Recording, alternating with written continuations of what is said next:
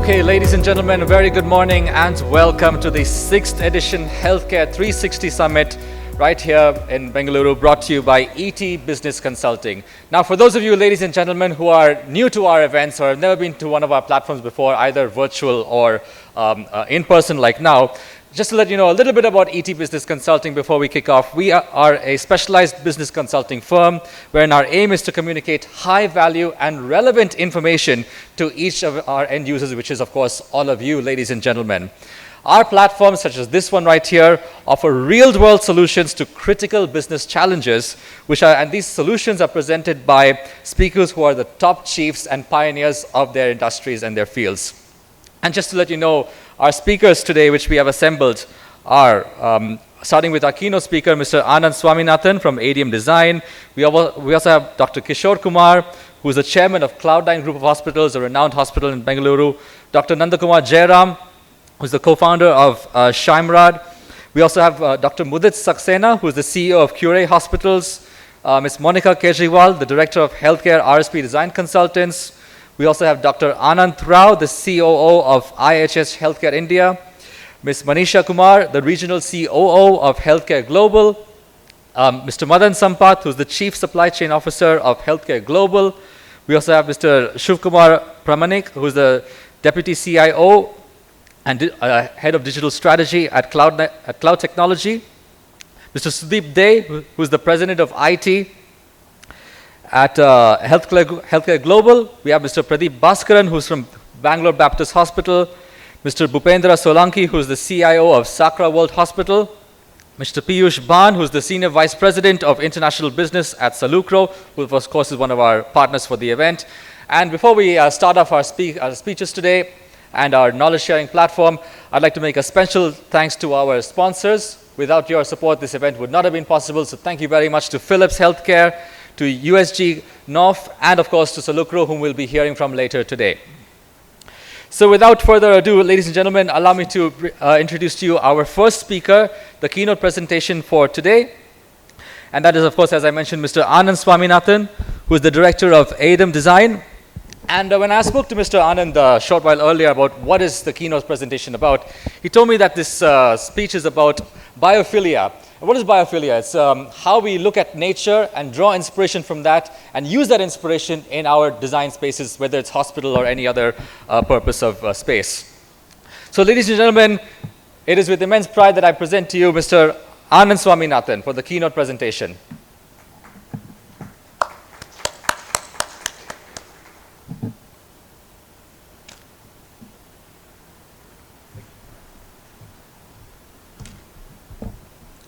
Hi, good morning everyone.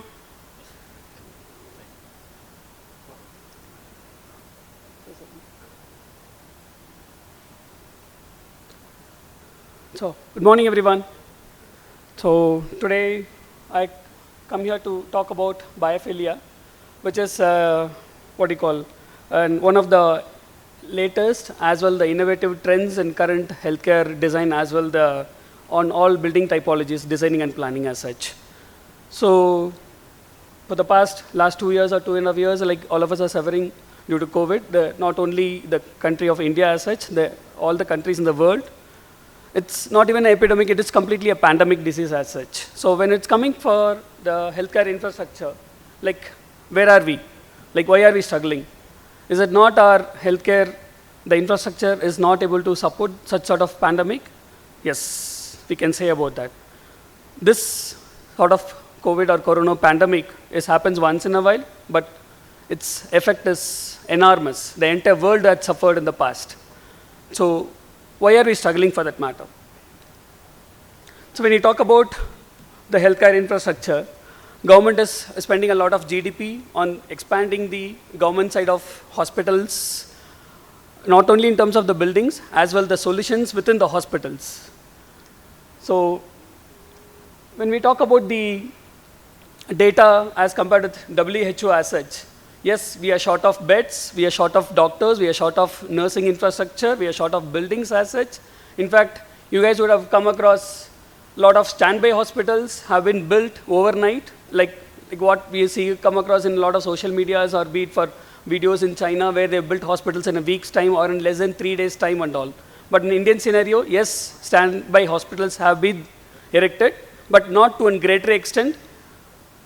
The reason being, the healthcare infrastructure or the kind of facilities within the hospital is also provoked, for acquiring more infections into that. So what is the solution for that?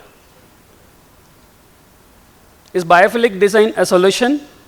I can say yes. Yes, biophilic design is a solution in healthcare as well as in architecture for that matter. So today we'll be talking about the biophilic design solutions in healthcare buildings as such. It's not working. Can you look into that? Just a minute.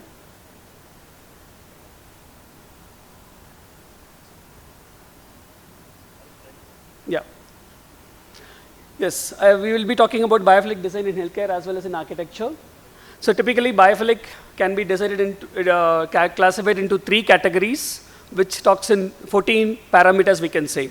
Like one category being presence of nature, and then the anormic or an analog forms of biophilic within the building, and nature within the space. So when I talk about the nature in the space, in terms of courtyards, in terms of gardens, in terms of natural views, natural daylights to the patients, then natural analogs in terms of like mimic forms or biomorphic forms which can be brought inside the building, and how are we, bringing the experience of nature within the spaces. Like as I was talking about 14 parameters, one is about the visual connection with the nature, non-visual connections, then non-rhythmic sensory stimuli, thermal and airflow variability, presence of water, dynamic lights and diffused lights, connection with natural systems in terms of building materials to be brought within the hospitals, then biomorphic forms and patterns, how about the material connections with natures, and the complexity in order in terms of it, and the remaining 4 parameters are prospect refuge, which is very rare, or we can say very rarely used in building design as such. So here I'll be talking mainly on 4 or 5 parameters within the hospital design as such. So one, visual connections with the nature. Like, it's good to see such sort of nature scene, but this we come to see, or when we come across all of these things only when we travel for vacations or to a hill stations. But it'll be really good if we have such sort of scenes within the hospital. Unfortunately, it is no. The reason being, we all are living in, most of the population, I can say about 27 or 30% of the population of India lives in urban cities or metros, we can say about, whereas in other rural areas, we can't get, or we not have any chance of seeing such sort of nature. But as such, this can be brought to an extent within the hospital buildings. Like when I talk about the visual connections with nature, how we can bring that within the building in forms of a courtyard planning, in terms of a garden within the building or within the site premises as such, or in terms of bringing the natural scenes in terms of the hospital beds wherever it has been located. Like how it helps in reducing, for the patients as such, it helps in reducing the stress levels, it creates a positive emotional functional feeling, then improved concentrations, and all put together, it's about the psychological health and well-being of the patients. So typically, when you talk about the courtyard planning, in a mass or a rapid urbanization scenario, we will not be able to have courtyard planning in such sort of urban, site allowability as such. When talking about the non-visual connections with nature, it typically talks about like the nature that we see, that we feel, that we, sensory organs, means of the fragrance of flowers, or in terms of water babbling, or in terms of a sound that has been created by means of the wind chimes, or in terms of the digital sounds that can be created by means of bioluminescence or a digital wall, we can talk about it. Or in terms of, like in false ceiling, we can hang about some sort of metal things that creates a wavy pattern of an ocean and the birds chirping sounds. These are some of the non-visual connections which can bring in the nature within the building. And how it helps is basically reduces the stress level, the systolic blood pressure as well, the hormones levels will come down. Then it induces a relaxation, and obviously the psychological health and the well-being of the patients has been improvised. Talking about the non-rhythmic sensory stimuli, it basically like we would have come across such sort of stimuli organs or what we call sensory feeling, but if it touches us or if you feel it once in a while, that we really feel energetic as well, we feel that we are really good in some sort of a feeling. Like in some sort of a moving clouds or birds chirping sounds, or in terms of an wavery in the by means of an wall paneling or by means of an false ceiling. Then talking about the presence of water, like all of us would like to have a water fountain within the building. But when it comes to the maintenance level, all of us would like to avoid it. The reason being, maintaining water is not an easy task as such. So in a rapid urban scenario, nobody would prefer to have a water fountain until unless it is very less maintained for that matter. How we can bring that in the form of a building or within the building is like having a water curtains to a minimal extent within the premises or some sort of an courtyards or by means of having a rain water cascade. The scene that you see here below is one of the hospital in Singapore. How it helps in improvising the health and the well-being is like it reduces the calmness, it increases the, decreases the blood pressure, it lowers the heart rate, it improvises the concentration as well the memory. Talking about the dynamic and diffused light. Like biophilic, when I missed it talking about in the starting itself. Biophilic means it's an affinity of brain to get attracted towards nature. So whenever we travel in a flight or in a train or when we go to restaurants, all of us would prefer to go and sit near the window seat. It's the brain's tendency basically, we can say that. We love towards nature. It's our love towards nature or affection towards nature. We tend to go and take the window seats. The reason being, we would like to get connected with the nature as such. So how the dynamic and the diffused light can bring in what you call the variation in terms of shades or in terms of temperature, how it can be brought into the building. Like this, what you see over here is a view of an ocean from a glass to wall, we can say that. Starting from 6 in the morning and 6 in the evening, the color variations, it brings a lot of positive effects to the patients.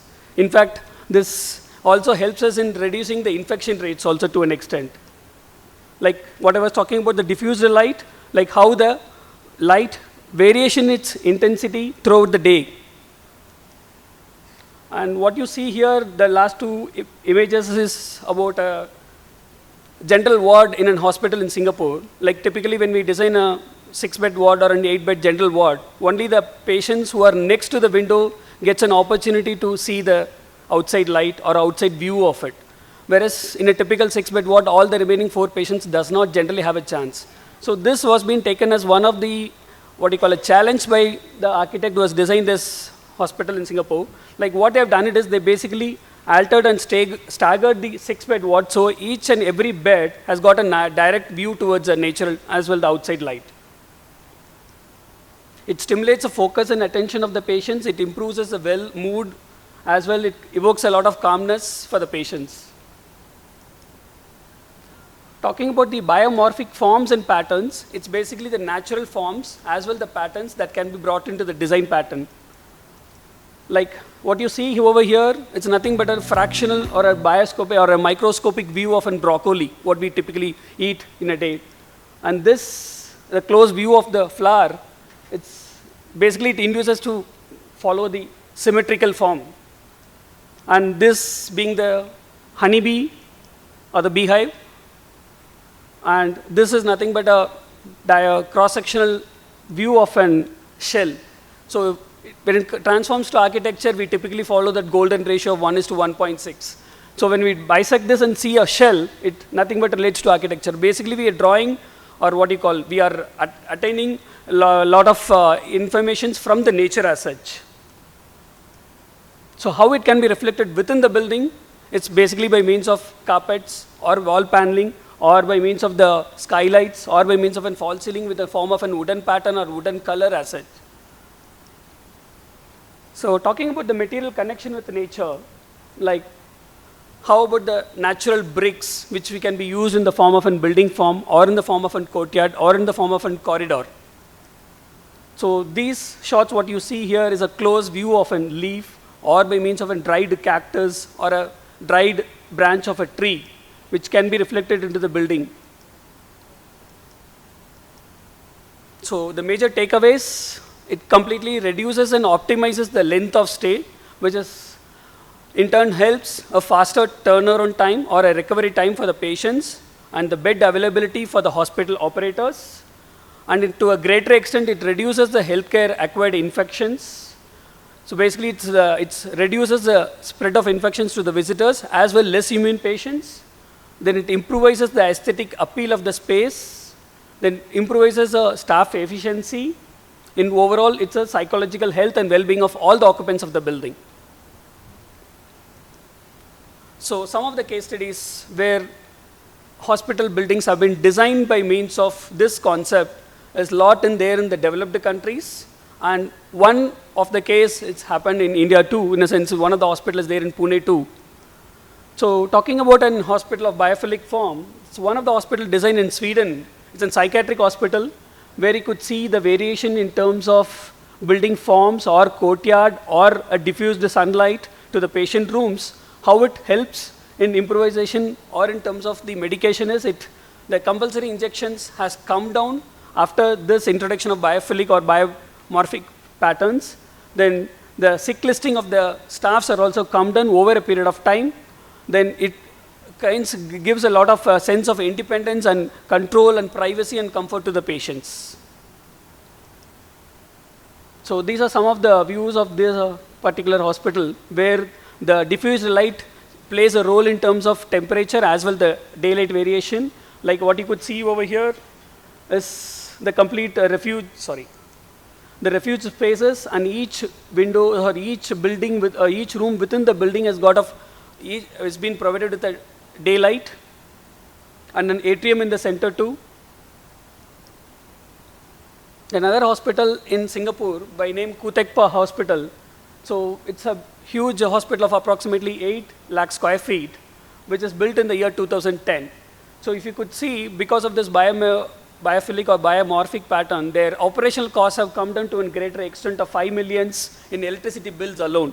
Then it uses 33%, one-third percentage of the energy lesser when compared with other hospitals.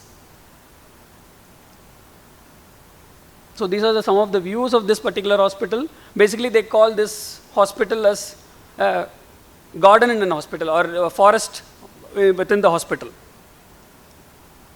Then this is one of the kind of biophilic-based design hospital in Pune.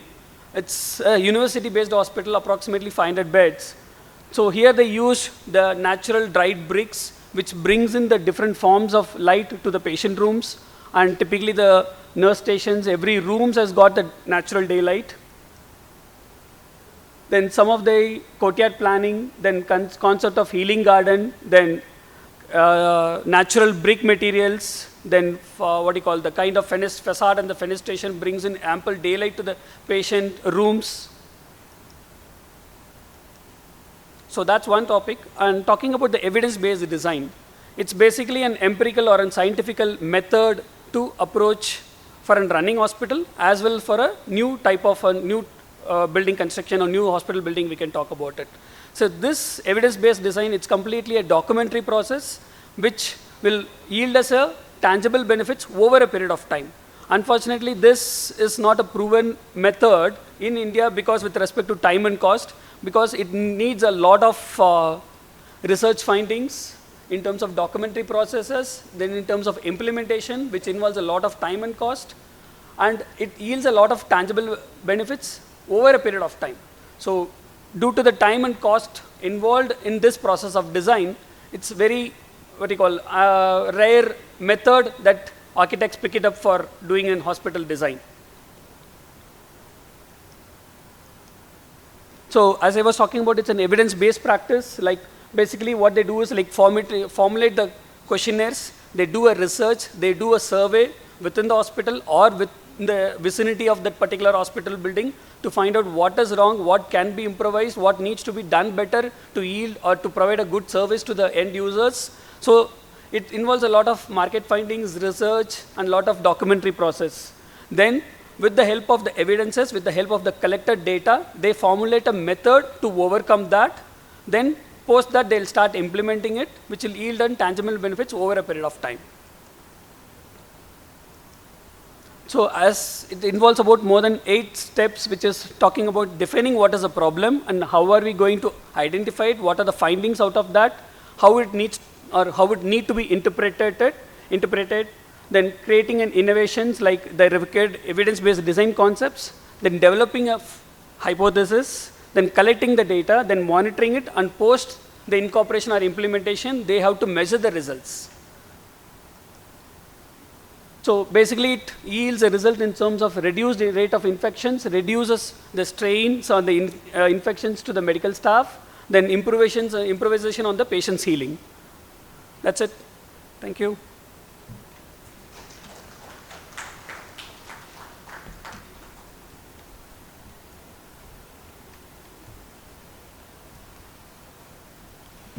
Yes, thank you very much, Mr. Anand Swaminathan, for sharing your experience and insights on how we can use or take inspiration from nature and apply that inspiration in our hospital spaces. So thank you very much. We hope to see more of the evidence-based design and more green spaces in our hospital. You know, I was looking at some of the images on your slide, and just by looking at those images, you don't feel like that's a hospital. That's such a soothing effect. The moment you step into the hospital and see such a beautiful greenery, that itself has got a soothing effect, which will, of course, can only aid the healing and curing process. So we hope to see more of that design in the near future. Thank you so much, Mr. Anand. So, ladies and gentlemen, moving on to our second presentation, keynote presentation for this morning, we are very pleased to present to you Dr. Kishore Kumar, who's the chairman of Cloud9 Group of Hospitals, who is, of course, the founder and chairman and neonatologist consultant at Cloud9 Hospital. Just so you know, Dr. Kishore Kumar is a world-renowned neonatologist who has worked across the globe, everywhere from North America to the UK to Australia and everywhere else. He has always been a leader in his life. And after spending nearly 2 decades overseas, Dr. Kishore established the Cloud9 Group of Hospitals back in 2006. The genesis of the hospital was rooted in his belief that pregnancy is a wellness, not an illness. And with that inspiration, he started the Cloud9 Group of Hospitals. Without any further ado, ladies and gentlemen, please welcome Dr. Kishore Kumar. Good morning, everyone. And when Suresh asked me to talk about hospital infrastructure and healthcare vision for 2030, I thought it's only appropriate that I divide my talk into 3 different areas. One is hospital projects and vision for 2030, planning, expansion, and execution, and customer experience and efficiency. With that background, I just wanted to give introduction and set the stage for rest of the day's discussion about healthcare projects. Let us look at the best healthcare systems in the world. If we can say there is a model best healthcare in the world. And when we talk about the best healthcare, usually we look at the West and we don't look at the East. I'm not biased for anything, but we definitely look at the West. And for discussion's sake, let us briefly look at US healthcare, Canadian healthcare, Australian healthcare, United Kingdom healthcare, and Swiss healthcare in how they are different and what we can learn from them. If you look at the healthcare system in the US, it's the most expensive healthcare in the world, and there is no insurance, you are not counted. And definitely there's a gross difference between what you get when you have insurance and what you get when you don't have insurance. So that's not the ideal healthcare which we can follow. Canadian healthcare is completely public healthcare, very little population, so it's unsustainable. Why I say unsustainable is recently one of my friend's father, living in Canada for last 25 years, had some sort of problem, jaundice, and they were supposed to see a gastroenterologist, and they had a waiting list of 3 months, and this was during pandemic. So they called me and said, how do I go about it? I arranged a teleconsultation with one of the gastroenterologists locally, and then they said you need a procedure called endoscopic retrograde ERCP, cholangiopancreatography. So he flew in flight here, got ERCP done, and they found there was a stone blocking the pancreatic duct. His symptoms was relieved. He went back happily a healthy man. Had he waited for 3 months for this procedure to be done, imagine what would have happened to him. So again, that's not a very good healthcare system, though it's free for the whole country. Australian healthcare, for example, was mimicking British healthcare until year 2000, when John Howard in 2000 contested the elections with the solo motto of saying that this is unsustainable, and he introduced private healthcare. And that was a controversial thing, but he won with the absolute majority, and in one stroke what he did is anybody who is earning more than $120,000 per annum, that was the cutoff set those days, had to take private health insurance, had to have a private health care so that it reduces the burden on the public health care. There was a lot of hue and cry, but after he got elected, because he won absolute majority, it took almost 30% of the population out of the public health care system, because 30% of the population accounted for more than $120,000. What it meant was, he made it mandatory. If you don't have a private health insurance, then you have to pay Medicare levy. Medicare levy was much higher than what you would have paid for a health insurance. So everybody took. So in one stroke, he promoted private health care, funded the public health care, and that funds were utilized to improve the public health care. So there was hardly any difference between private and public health care, except that in a private health care, you could choose a doctor you want to. Whereas in public health care, there was no choice of a doctor. So which helped a lot of people, because rich people, when they want to go to the doctor which they wanted to. United Kingdom healthcare is more or less like a Canadian healthcare, is unsustainable. On an average, if somebody wants a hip replacement, the waiting list is about 9 months to 12 months. So you might have been virtually dead by the time you get a list into the surgical. Swiss healthcare is supposed to be one of the best in the world. And recently, I was reading a case story that what happened is the Swiss healthcare is based on the counties. And some counties did very well and some counties didn't do very well. And because what happened is a lot of counties operated on a hip replacement much quicker than other counties. So to give incentives, Swiss healthcare, what they did is, if you do so many numbers, you will get so many incentives and your healthcare budget will be allotted according to the numbers. Over the next few years, what happened is, all the counties showed good numbers, and the Swiss typically have an independence to move from one county to the other county. So what happened is, everybody who were healthy with no comorbidities, when I say healthy, no comorbidities, got operated quickly. Anybody who belonged to high risk, like if you have a very bad hypertension, bad diabetes, bad renal failure, they wouldn't take you because recovery time will be longer and cost will be more. So in other words, people who are relatively healthy got operated quickly and their numbers got better. So there's a lot of things you can learn when you look at different healthcares in the world. And India is in a unique position because we have a huge population and a widespread area, relatively inexpensive healthcare compared to the global standards. The average cost we pay in India is probably 1/10 or 1/100th of what we would have paid in some other country. The other advantage we have is we have multiple health systems available in India, like Ayurvedic, homeopathy, naturopathy, acupressure, acupuncture, and so on. The healthcare system has own limitations, so the government needs to come out with the clear guidelines. I thought this is the best opportunity for me to use the Economic Times stage to promote some policies, hopefully if the government is listening. India is a unique position, as I mentioned. We have to focus on 4 P's. The 4 P's are preventive health, public health, primary health, and definitely tertiary health. And again, this can be classified as another P, I'll talk to you later. But the most important is we should not get confused. Naturopathy is very good in India, it exists, but it works for preventive health very well. and we should probably promote because it's an indigenous system and it's very, very cost effective. Whereas public health virtually is non-existent in India.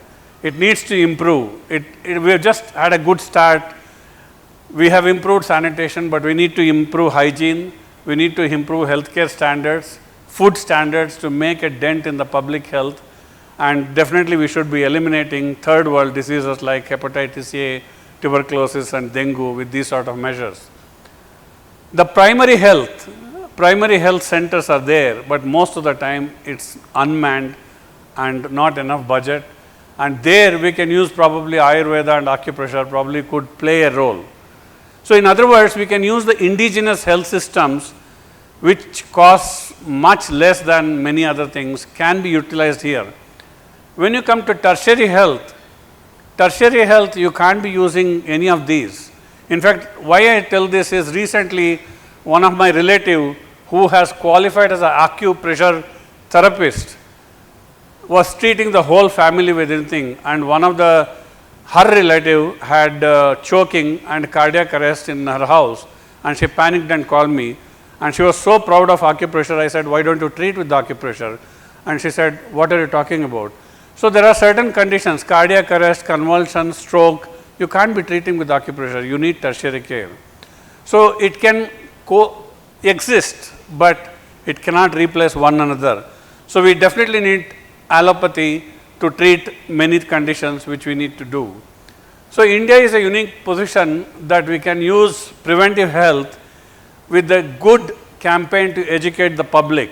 Currently the public education is absolutely zero. So if you use complete public education, we probably can make a huge dent into the primary health and preventive health. And public health needs immediate attention and priorities has to set up not by anybody other than the government.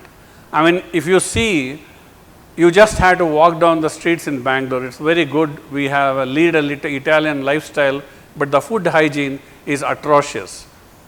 So unless you improve the 3 P's, primary health, public health and preventive health, we are all dependent on tertiary health. That's why our tertiary hospitals are crowded, because a lot of these people who can be treated in these areas are clogging the system in the tertiary health. If you look at the recent All India Institute of Medical Sciences Director, Dr. Srinivasan, who was the first South Indian to become the director, has appealed to the public, please use All India Institute of Medical Sciences as a tertiary center, not as a primary center. What does it mean? All India Institute of Medical Sciences is the best example. It's getting choked with too many people who can be treated in some other areas like primary and public health. So the government has to play a role by appointing definitely educational standards and improving all these. Now, if you look at the healthcare in India by 2030, where does the maximum expenditure go into? 71% of the healthcare costs are diagnostics and pharmaceuticals. And if you look at it, majority of the diagnostics, majority of the pharmaceuticals are molecules obtained from the West. So we pay a huge premium. We have to put a lot of research into our own systems to improve the diagnostics and pharmaceuticals so that the cost can come down. Though healthcare is cheaper in India, majority of the costs are being borne by diagnostics and pharmaceuticals. So we have to have good research. Currently, the research is virtually non-existent in India. We always seem to be quoting the American and British or Australian standards and research to come to any treatment guidelines. We need to have our own research. We need to have our own indigenous diagnostics to definitely improve our health standards. If you look at healthcare by 2030, I am reminded of this book written by Atul Gawande. I am sure many of you know who is Atul Gawande. He is basically an Indian American who has written a number of books, and the most popular book probably is Being Mortal. Now, why I mention this book is, in this book he talks about when to say no, when to stop the treatment. Majority of the people in the US are spending their life savings in the last 5 years of life. So if you look at, if somebody gets, for example, incurable cancer or some sort of lifestyle diseases, they go on and they don't know when to say stop, this is enough.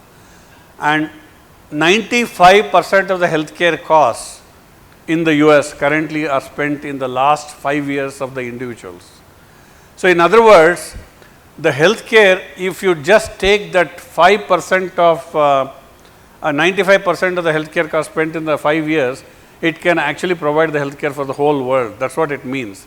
So at some stage, we need to decide, we are all mortals, not immortals, and decide when to accept the reality. So with that background, what are the challenges if you want to implement healthcare in India?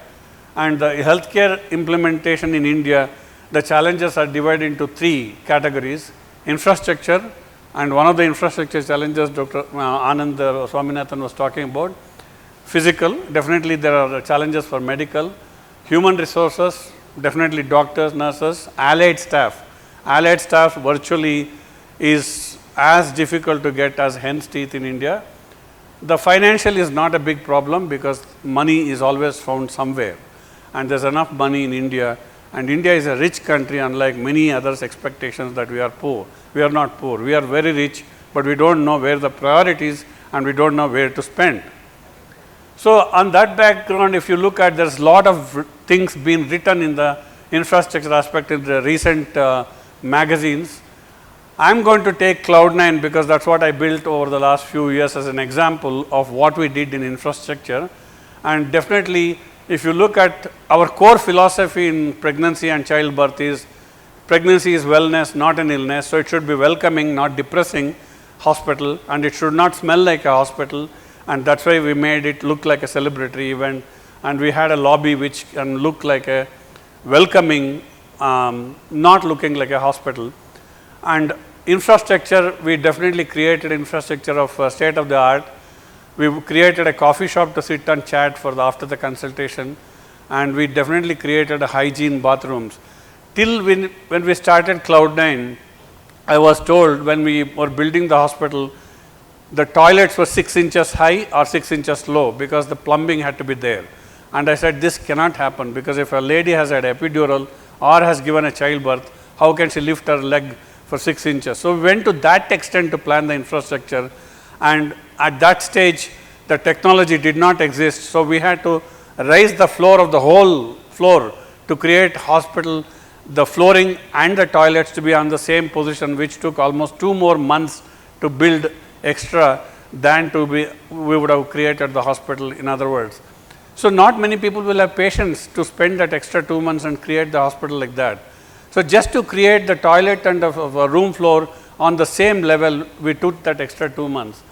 Secondly, pregnancy is a time when the center of gravity is lost for the woman. And imagine, till we started, the standard operating every hospital had was the bed was at that level to the comfort of the doctor, and the woman had to climb up the stairs, and sometimes she loses the balance and then she gets onto the bed, and the same thing happens to the down. All that what we did is introduce the motorized bed, so the woman can sit, the doctor can adjust the height of the table or the chair and then examine the woman, then they can lower the table. So small things like that goes a long way to improve the comfort of the woman. The labor room we designed in such a way that it does not look scary and it does not look like a hospital, and we made it look like as if it is very welcoming and looks like a bedroom.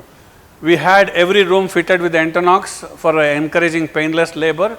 So these sort of minor adjustments to various things to infrastructure made very, very welcoming. We also made sure that the room is spacious enough to accommodate the father, mother and probably another child, and it was kept hygienic. And at high traffic areas, we made sure the flooring is cleaned at least 4 times a day, and in case if it is much more traffic, we made sure that it is cleaned at least 8 times a day. We monitored this cleaning, and we definitely made the colors look happy and welcoming, and definitely we made sure that the doctors are educated to keep the waiting time minimal, not 3 hours or 4 hours. In fact, one of the multi-speciality hospital, I went with my relatives, I am not going to tell which hospital, I am sure all of you know. The board said, if you are waiting more than 3 hours, then only you come and disturb the reception here. Otherwise, please sit and wait for your turn. 3 hours waiting list. Who will want to go to such hospitals? And are you taking for a granted others' time? So you need to have reasonable expectations and reasonable things to provide things. We need to make sure that hospital does not look sick and make you feel sick. Depends on the speciality. For example, you know, all of us are getting old. I'm sure soon we may be the young country with 30% of population under 30, but in 30 years, 30% of population will be above 60, which means that we need to cater for geriatrics. Today, I hate to say that none of our hospitals, probably except Columbia Hospital, caters for any disabled or geriatric population, because most hospitals don't even bother about having a wheelchair access or access for people with the disabilities. So we have to take that into consideration. And also, you know, when you build an eye hospital, for example, you need to make sure that the hospital accommodates for people with the visual disability. So these sort of things need to come into the picture, and the doctors definitely have to be kept up to date with the various requirement of various expectations of the public. Otherwise, we are definitely going to be failing.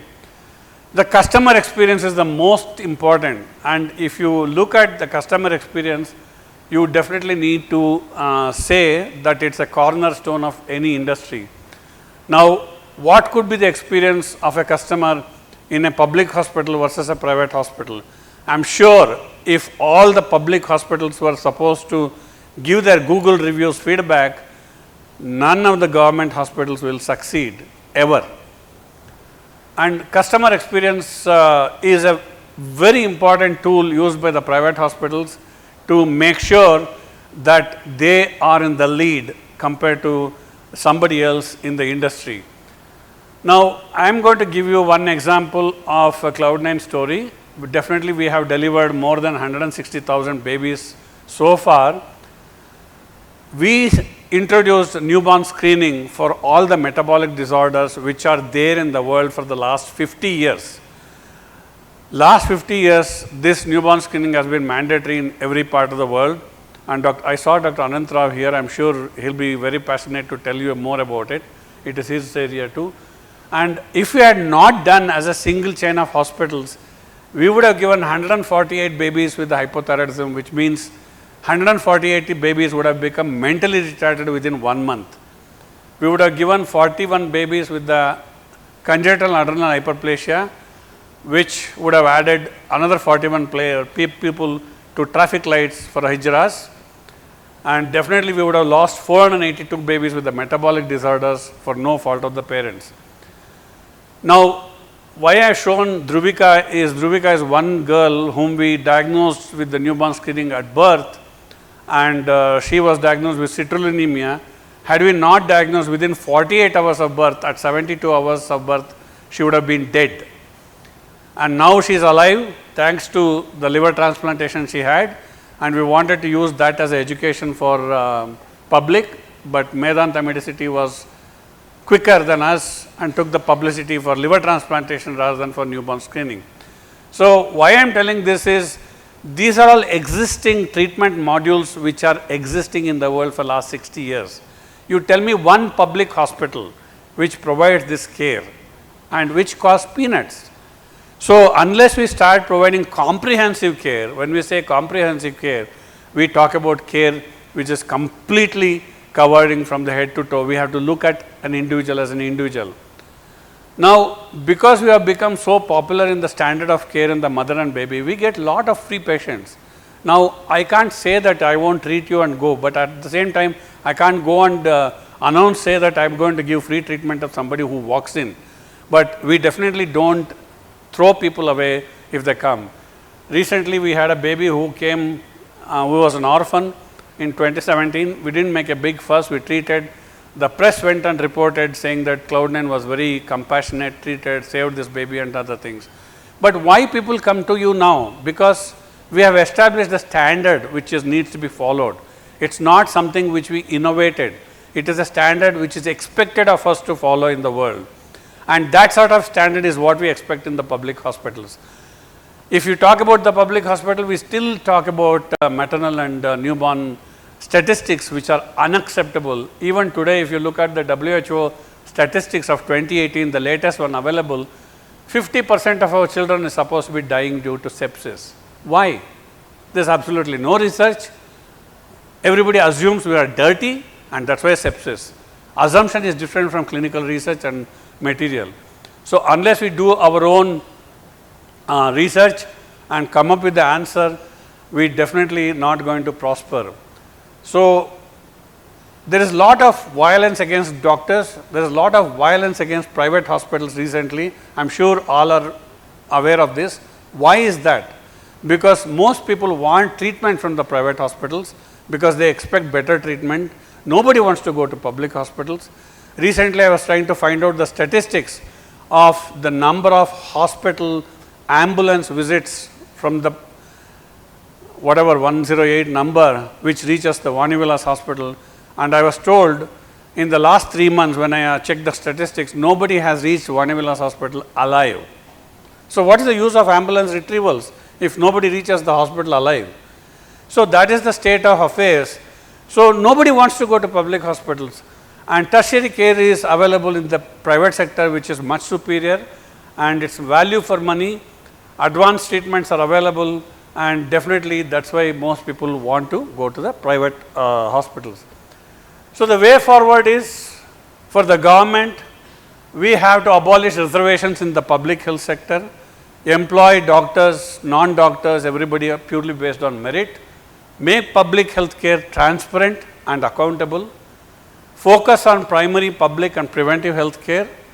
The government, looking at the model which I explained to you about a Canadian and UK with a small population, clearly shows that the country cannot provide free treatment for the whole population. So India being a huge country, it's unimaginable to provide free health care for the whole country.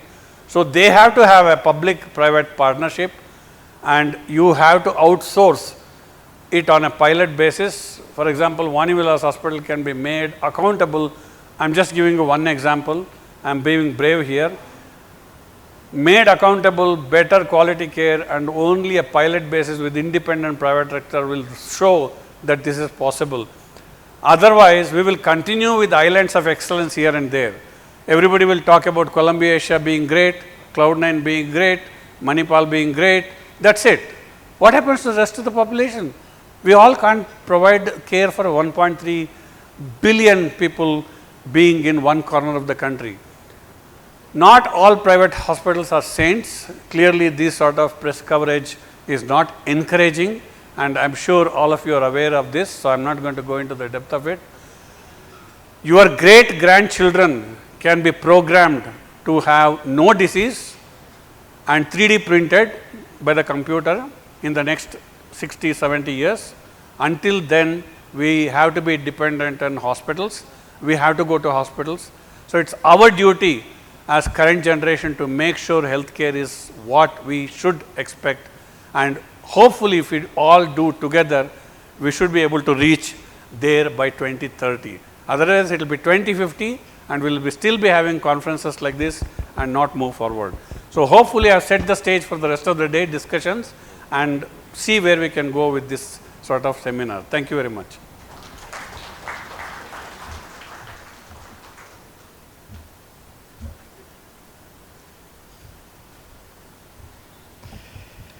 Yes, Dr. Kishore Kumar, thank you very much for giving us quite detailed overview as to what makes Cloud9 one of the leading healthcare providers in our country. And in fact, it's quite, your entire presentation was full of insights, but one thing that really caught my attention at least was that point, the statistic on how 95% of the healthcare spent is on the last 5 years of an individual's life. I think that's quite an eye-opening. Was that right? 95% on the last 5 years? Yeah, that's quite an eye-opening statistic, and something that we can all maybe look at and how we can rectify that, and see how we can optimize that in the future. So thank you very much. That was one amongst so many insights, and once again, as I said, it's a good detail as to how and what makes Cloud9 such a leading provider in India. So once again, a round of applause for Dr. Kishore Kumar for sharing his insight. I'm sure that is all inspired to us to ask more about the upcoming IPO on Cloud9 Hospitals. Maybe we can take that a little bit offline. But for paucity of time, moving on to the next item on the agenda, ladies and gentlemen, is a panel discussion on how we can redefine hospital buildings with emerging design, building, and construction technologies. And just a little brief about this discussion. Although we are the phase of lockdowns and all of this are over to a large extent, we do have some countries and some places in the world where these are still a reality. And should this happen in the future, such a drastic situation happen in the future, how do we ensure that the designs and construction of our hospitals are not caught unaware like how we were last time, about 2 years back, and ensure that we are able to cater to the surge in demands in the future? So to analyze this topic and take it forward, we have assembled a renowned set of speakers. I'd like to invite our panelists forward first, starting with Dr. Mudit Saxena, who is the CEO of Cure Hospitals, previously known as Patni Healthcare. Please welcome Dr. Mudit Saxena on stage. He is a highly accomplished clinician with MHA and post-graduation from IIMB. He has over 20 years experience in various leadership roles in corporate, trust and public sector healthcare units. That's our first panelist. Our next panelist is Ms. Monica Kejriwal, who is the Director of Healthcare of RSP Design Consultants. Please welcome Ms. Monica Kejriwal. She is a senior design professional with extensive experience in healthcare design industry, working with various leading international and Indian healthcare organizations across a range of areas, including programming, planning, design, project and consulting coordination, design management, so on and so forth.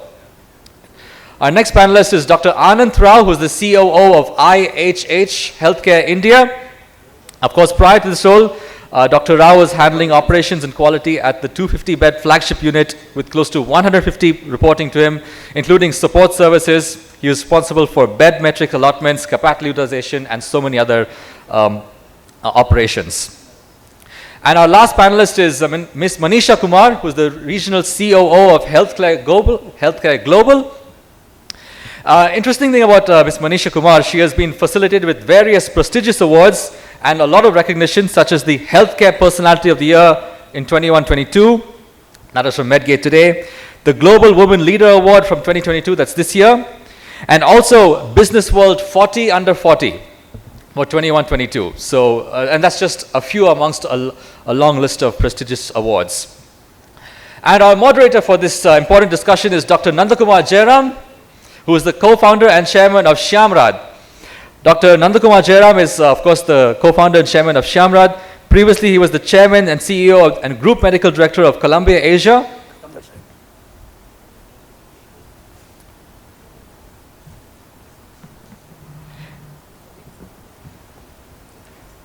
And while Dr. Jairam takes the seat, he was the member, just so you know, he was also a member of the Health Insurance Forum of IRDA and FICEI. So, ladies and gentlemen, Dr. Jairam, the stage is yours. This promises to be a very exciting and eye-opening discussion on how we can use current and future technologies in the design of our healthcare spaces. So, the stage is yours, Dr. Jairam, and to our panelists. Okay. Thank you and good morning, everybody. Can you hear me at the back? So, it's a pleasure to be here after many months and years where online was the deal of the day. It's good to be back, flesh and blood, and to sit here and speak and be heard. I have a fantastic group of people who fortunately I know, and today we would talk about health infrastructure and the way it has evolved. Now, all of us understand that from the time we have been born and until date, hospital infrastructure has changed. If you look at the general hospitals of yore, that building has no resemblance with the kind of hospitals that are built recently and continue to change. This change is inevitable, but there are several factors that have caused this change to speed and to accelerate in the recent years? Let's look at these reasons for the change in hospital infrastructure before we allow the panelists to speak. Firstly, it is the change in the kind of patients, or should I use the word customers, which is much more appropriate in today's context, and their attitude towards hospitals. They pay for care and they expect the best. It's not just satisfaction, it is delight. So private hospitals now look at creating an atmosphere which delights the patient, their companions and customers. And Dr. Kishore very eloquently alluded to this in the manner in which Cloud9 is constructed. The second is the fact that by and large the hospital air is air conditioned and not left to natural air. This causes considerable requirement for ventilation changes as well as for sunlight and so on and so forth. The third aspect is to understand that increasing the cost of infrastructure adds to the cost of your project. So if you look at a hospital with the current kind of infrastructure and the ambience that we want to create, it naturally adds to cost. So everything and anything that can be used to create excellence with restricted cost is what is most appropriate. And finally, 2 years back we woke up with a start to COVID. All of us understand how we scrambled to create within the hospital infrastructure that is appropriate for the pandemic. None of us expected the pandemic to be what it was. And this is not the last pandemic, and we are going to have more such in the future, hopefully not in the recent future. But whatever it is, we have to be prepared for the kind of infrastructure that is demanded by the pandemic. Incorporated into the same reasoning would be good infection control practices, also ensuring proper movement of patient and staff, and efficiencies of space, which is extremely and dearly important. I'm proud to say that we created Columbia Asia, which of course now is Manipal Hospital, but every bit of what I have just said went into the thought of creating those buildings, with the exception of the pandemic, which was indeed a surprise to all. And I think back and am pleasantly happy with the infrastructure that we created, including the aesthetics and the space that we provided for various aspects. So, with this background, let me now pass on the mic to my panelists, and we would go around with asking of questions to the panelists which we have prepared, and hopefully have some interaction with the audience as well, provided there is enough time. So let me start first with the lady Manisha, a dear colleague. Manisha, let me ask you, what is the most important aspect to be kept in mind in the post-COVID era for operators of hospitals and from their point of view? Thank you, Dr. Jaira. Actually, from an operator's point of view, having gone through deluge of patients during COVID, what we realized is, and irrespective of COVID, now that the volumes are increasing across hospitals, tertiary care hospitals, Dr. Kishore showed that as well, on what the scenario would be like 2 decades, 1 decade down the line, is that currently most of our conventional hospitals are designed as clusters or collections of departments. So when we start designing a hospital building, and we commissioned our Columbia Asia Hospital slightly differently, but when we start designing hospital buildings, there is individual departments, specialities. They keep their SOPs and their requirements in mind, and then the entire design is made. So it is not really patient-centric. It's not really keeping the patient flow or the patient journey in mind, but keeping in mind, convenient flow for the clinical and non-clinical staff members of those particular departments. And then what ends up happening is that a lot of waiting times, travel times, to and fro motion of patients across various blocks, departments for outpatient, inpatient activities. It not only creates waiting times, but it also in a way ultimately affects outcomes, affects our cost. So what ideally should be kept in mind while designing hospitals is that we need to keep the patient flow in mind. So for example, in outpatient ecosystem or even inpatient. So I'll talk about outpatient first. From the time the patient enters the hospital, all the services that they avail, and to the time that they check out, all the services and touch points should be, the flow should be kept in mind, and the services should be planned in an integrated, seamless fashion, so that the patient doesn't have to go from point to point to get care. The care should go to the patient. That should be the idea. Similarly, in inpatient areas, we have, positioning of operating theaters, ICUs, for mother and child, labor ward and NICUs. They have to be placed in close proximity. So this clustering of related, interconnected departments is very important, and it won't just reduce the travel times and waiting times for patients, but it will also help us ultimately save operating costs. It reduces, elevator run times. It saves our utility costs, it saves on manpower, we don't have to deploy as many people in various counters and stations. And ultimately, this is the foundation of a smart, seamless design infrastructure that's needed. On top of this, a digital infrastructure can be planned, a digital intervention can be planned, when at that level we can give, say, a digital app or a seamless navigation system to the patient.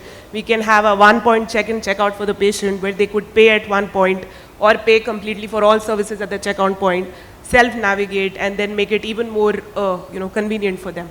So I think this is really crucial to be kept in mind. The second learning that we had from COVID was we need a lot of flexibility and scalability in infrastructure.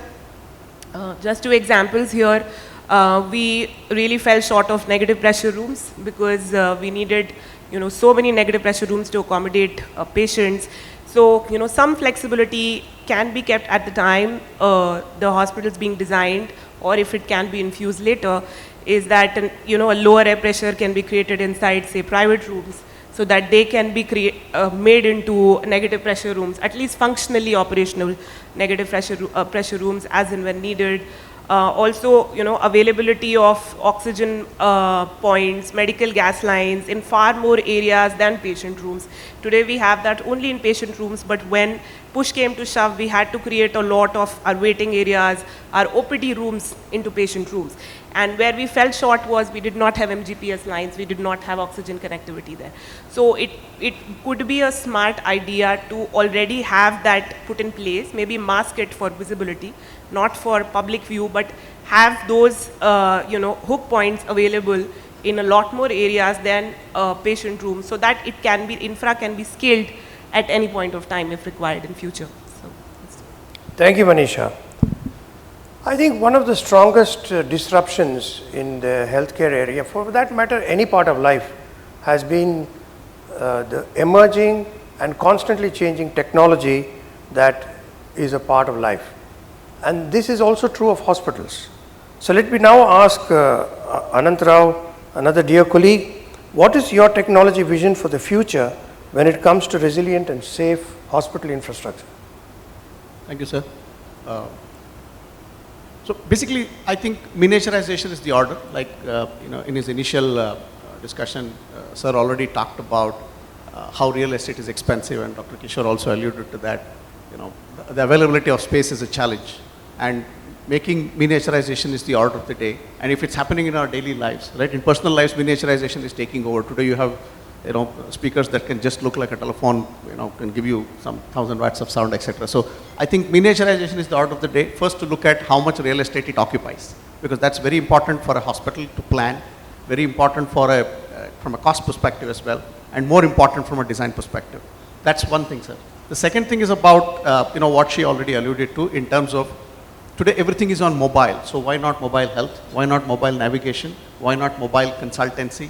Why not mobile infrastructure within the hospital?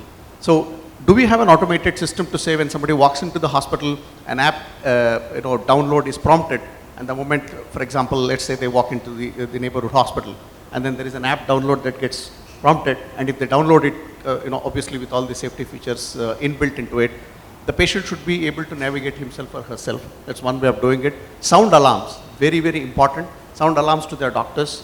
If there is an emergency, if somebody is waiting in the outpatient area and possibly wants to reach an emergency, possibly because he's not able to tolerate the pain, as an example, then possibly, there must be sounding an alarm.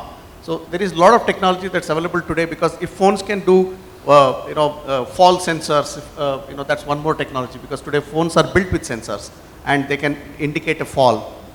So if a patient is actually jumping out of a bed because of a seizure, or maybe slipped down of a bed because of the side rail not being up, a fall sensor will alert a quick movement, a quick jerky movement. So today it's available on phones. Samsung phones carry it, so I don't have to talk about any other brands. So the ophthalmology bit, as an example, sir. So retina screenings are happening with the phones. Cataract screenings are happening with phones. So the images can be just sent across. AI is being built. Philips, I saw, is one of the sponsors here. So they are building AI for histopathology and the ECG and EEG inputs data. So I think, sir, basically, if I have to get it right, I would say that if there is everything that can happen to mobile, right? So I would have always excluded childbirth, Dr. Kishore, but since you showed it, I'm including it in my discussion here. So I was always thinking, other than childbirth, rest everything can happen on mobile. So, now that sir has shown me that it can also be on a 3D printer. So having said, back to where I started, if everything should be on a mobile phone, both for the provider as well as for the recipient, I think it's very, very important. From a provider perspective, from a doctor's perspective, what they need is information. And we are used to working in silos. So the best concept about hospitals is, privacy is inbuilt in hospitals at every stage of discussion, at every touch point. We ought to build privacy. And our idea of privacy is essentially closed walls. I think that is what is changing now, and that's where technology can come in, while some of the biophilia designs that I copied from Dr. Anand in the morning. So I think some of these designs will help us remove the privacy bit about walls and bring in privacy more to do with data and know how much to share. And that is where technology will be a bigger boon, both for planning size as well as for planning navigation for patients. Thank you, Anand. Let me now come to Mudit. How are we building safe infrastructure by ensuring asset upkeep and maintenance? So I think patient safety is such as one of the key ingredients of all our hospital buildings, and that's what I think my predecessor colleagues also just now mentioned. I think safe upkeep in terms of maintenance, of course, apart from we keep talking about the equipment maintenance most of the times. Unfortunately, I think some of the key areas which we all forget about is the civil infrastructure and the maintenance on that bit. Unfortunately, when you look at hospital engineering system, they are not trained on the civil work that much. They are more or less trained on biomedical engineering or equipment, whether it comes to diesel generators or they'll come to equipment which will be right from endoscopy equipments, OT equipments, to your routine sonographies and stuff like that. And I think what I've found in most of the hospitals during my tenure at various places and when I'm visiting these places, they have got some of the best equipment on their floors, but unfortunately the civil work really needs help there. And that's been neglected highly. So I think some of the areas which you need to focus on, especially when you're doing false ceilings for the hospitals, what kind of material you're using, how safe it is. I've seen pictures of those, tiles getting falling off on the patients' beds. That kind of, unfortunately, mishaps keep happening. So I think focus has to be on civil work, right from starting from the kind of lighting being used. What are the timelines which we are keeping on them? Are the LEDs being replaced in the scheduled timelines? I've seen over the time some of the key areas like OPDs, OTs, we're using LED bulbs or lights now because most of them have transitioned into them. They are not keeping them as per marks. In fact, after 3 years or 4 years or 5 years, you'll start seeing the luminescence going down. And an examination room where you require roughly about 150 to 200 cubic square feet, it becomes a problem in terms of when you're examining a patient, especially in ER and OPDs. That's one. Civil areas, bad light in terms of corners being or the dadooing of the flooring or the corners being rounded off. Those are key areas from the safety perspective. I think those civil areas definitely need a lot of help. I think apart from that, the government has come out with regulations now, especially for the physically challenged people, the building up of ramps for the restrooms. I think that kind of sensitivity is still lacking in many of the hospitals, and especially I'm talking about tier 2 towns, secondary care hospitals. It still is a huge challenge. Forget about the private sector. I think some of these areas you find in the government centers also. When you look at district hospitals, you look at tier 2 towns and tier 1 towns, villages or townships where you see health centers. So I think overall, when you're looking at it from a maintenance upkeep, the budgetary allocations usually are very much focused on equipment, but unfortunately not on the civil work. And I think the panelists over here with me, Manisha, could be able to help me out with that in terms of what we would be able to allocate for that from budget's point of view for civil work. Routine maintenance, definitely that comes in from equipment perspective. I think biomedical engineering usually takes about 3 to 4% of the budgets depending on the turnover, but average is about roughly about 8 to 10% of the equipment. But then depending on the turnover, it comes to about roughly about 5-6% of the turnover. How big a hospital is and what kind of utilization is happening. So AMC contracts being signed on time, annualized. Are you looking at your, currently the GST is another hidden element which comes and leaps at you when you are getting the bills done. So from the cost point of view, the sensitivity doesn't come to the management on that areas. So I think those were the key areas which I would look on from maintenance and upkeep, just to make sure that the place is safe, not only for the doctors, the patients, but doctors, attendants, as well as for all the other stakeholders who are part of that hospital, right from the people who are working there as housekeeping and staff personnel, to the key clinicians and the visitors who are visiting their patients and newborns in case of mother and child hospitals. Thank you, Mujit. It is fortunate that the industry now has specialized architects who look at hospital infrastructure, and this has really spiraled into a separate specialty, and very rightly so. So let me ask Monica, what are the recent and emerging trends in hospital design and planning as per your thought process? Thank you, Dr. Charan. Is this clear? Yeah. Thank you. So some of the emerging trends in design that we are seeing are come out of the lessons learned from the pandemic, and some of them are driven by factors outside the context of the crisis, I would say. I'd say broadly, most of the trends can be divided into 3 categories. There are programmatic trends, there are planning trends, and then there are trends related to the use of materials and specifications. So it's sort of, what you build, how you build, and with what you build, sort of. In terms of programmatic trends, one of the things that we're seeing on some of the projects that we are working on is the increase in the setting up of acuity adaptable rooms. Now, we all saw a shortage of critical care and ICU beds during the pandemic. Now, it's not possible to just plan double the number of ICU beds. It's going to be an operational handicap.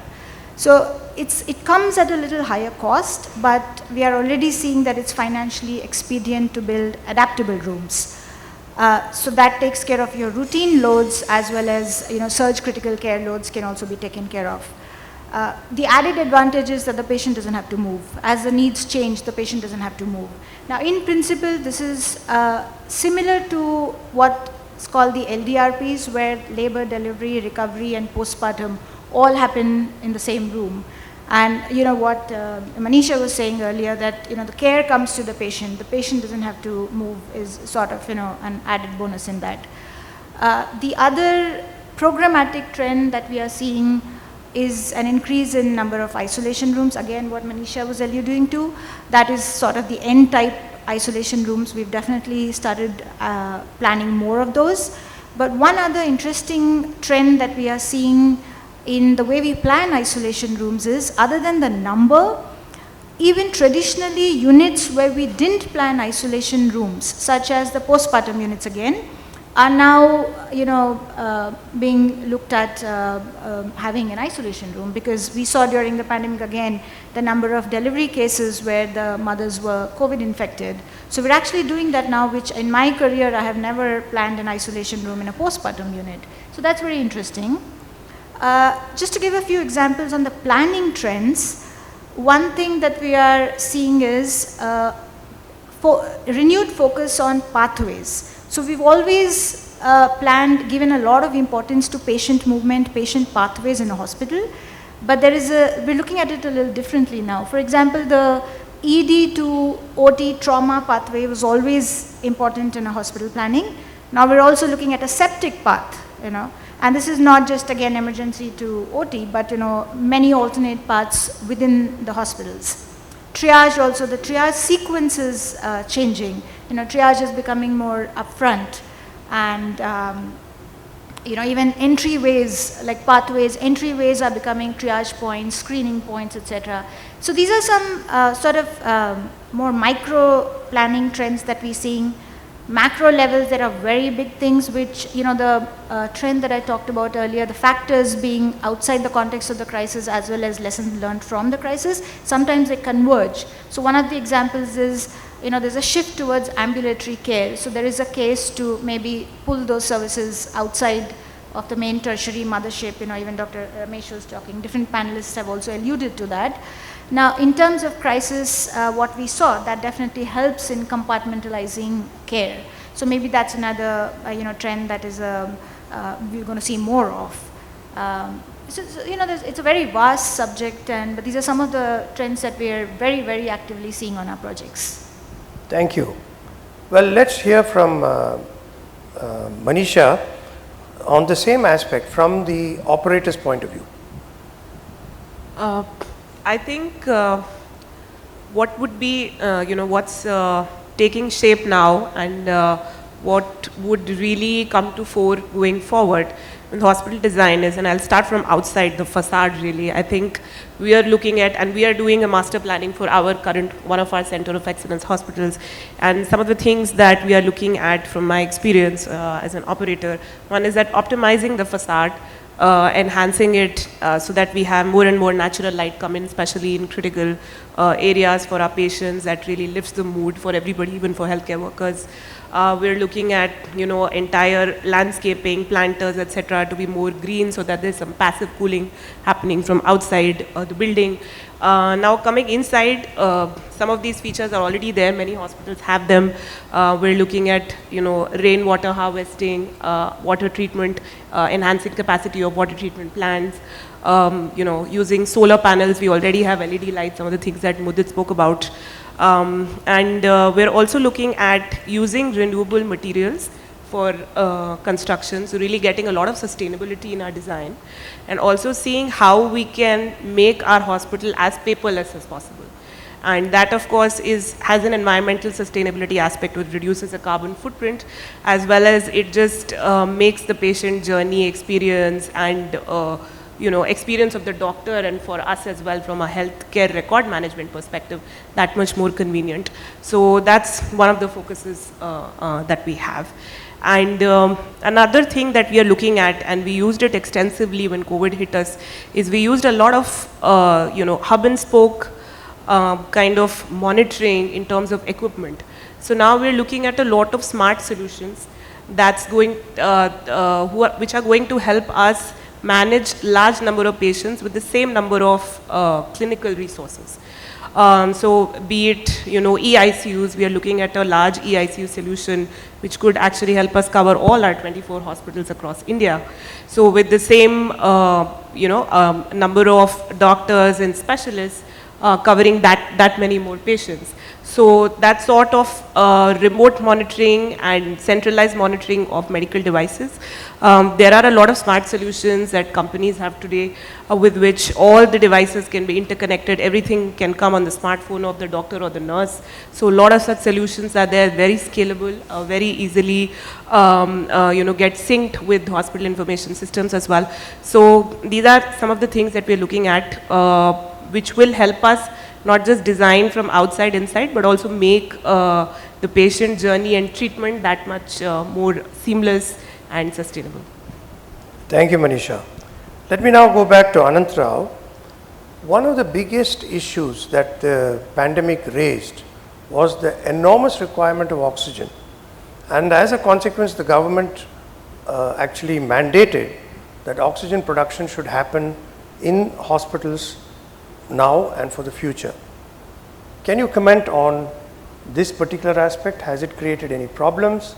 And what are the possible ideal methods by which we can do this? Thank you, sir.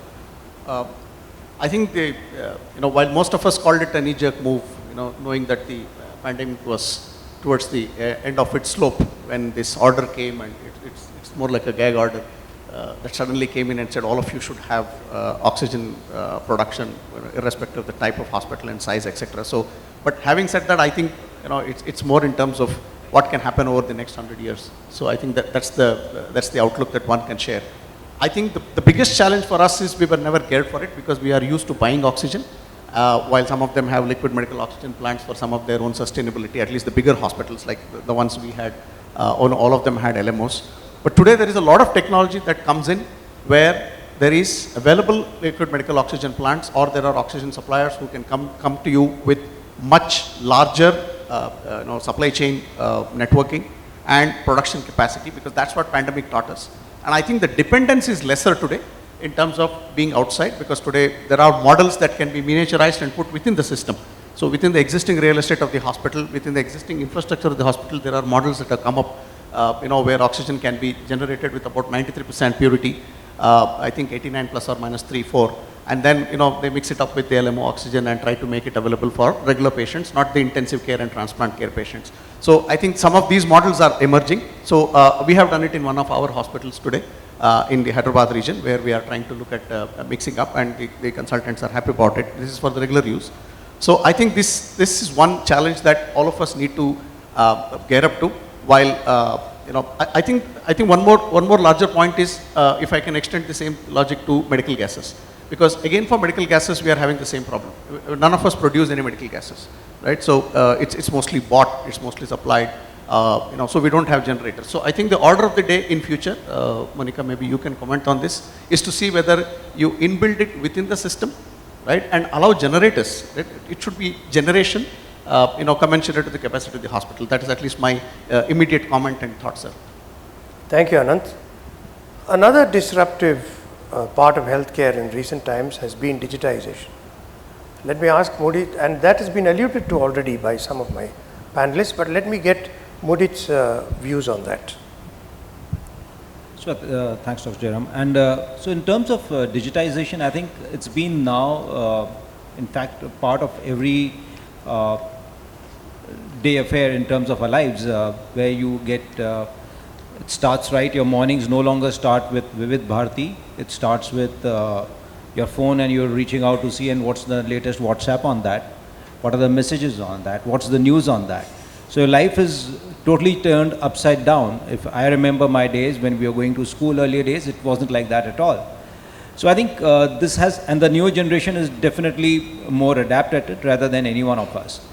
So digitization is part of it, and I think the way our education is also going, especially clinical education, is no longer, we are not carrying tons of grays or books like that anymore. It's all on your books. You just have to just tab it and just on the tab and just flip it.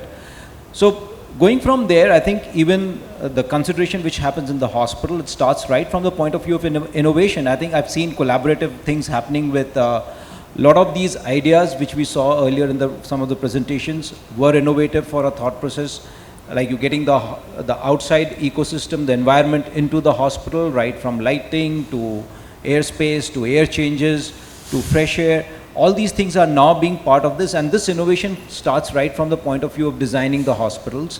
It goes on to collaborative approach, which I think an operator, the designer, then it comes to the performer in terms of the doctors who would be there. So they all become a part of the team which becomes which gets involved in designing the hospital. And then of course, I think it also becomes a part of our efficiency methods, where digitization is actually now assessing how much is the power bill coming to, what is the utilization levels per square feet, do you really need so many bulbs, you have sensors. The moment you open the door, the lights go up, otherwise they shut down or they dim. So these are the parts of operator as well as the designer, where they have, shaken hands and come together.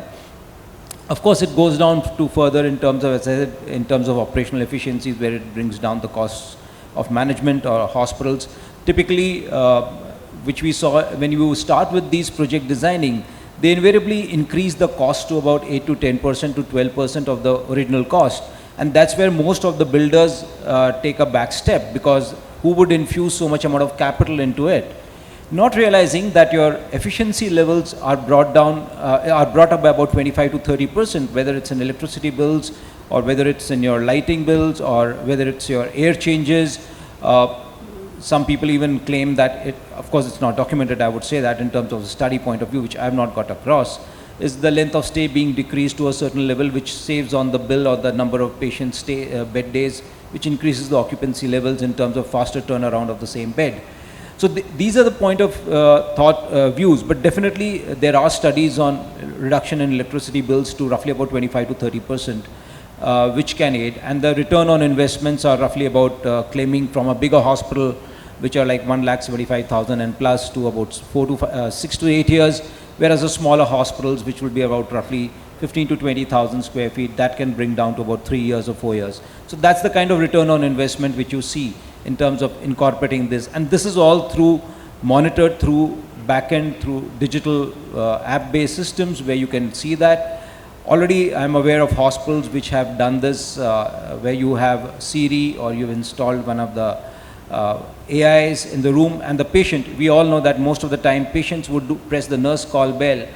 75% of the time they call the nurse call bell, and that's a study which I'm quoting from American Nursing Journals, where they've said that in fact 70 to 75% of the time it is to ask the nurse to come and adjust her pillow, closely followed by, can you pass me the remote either for the TV or the AC?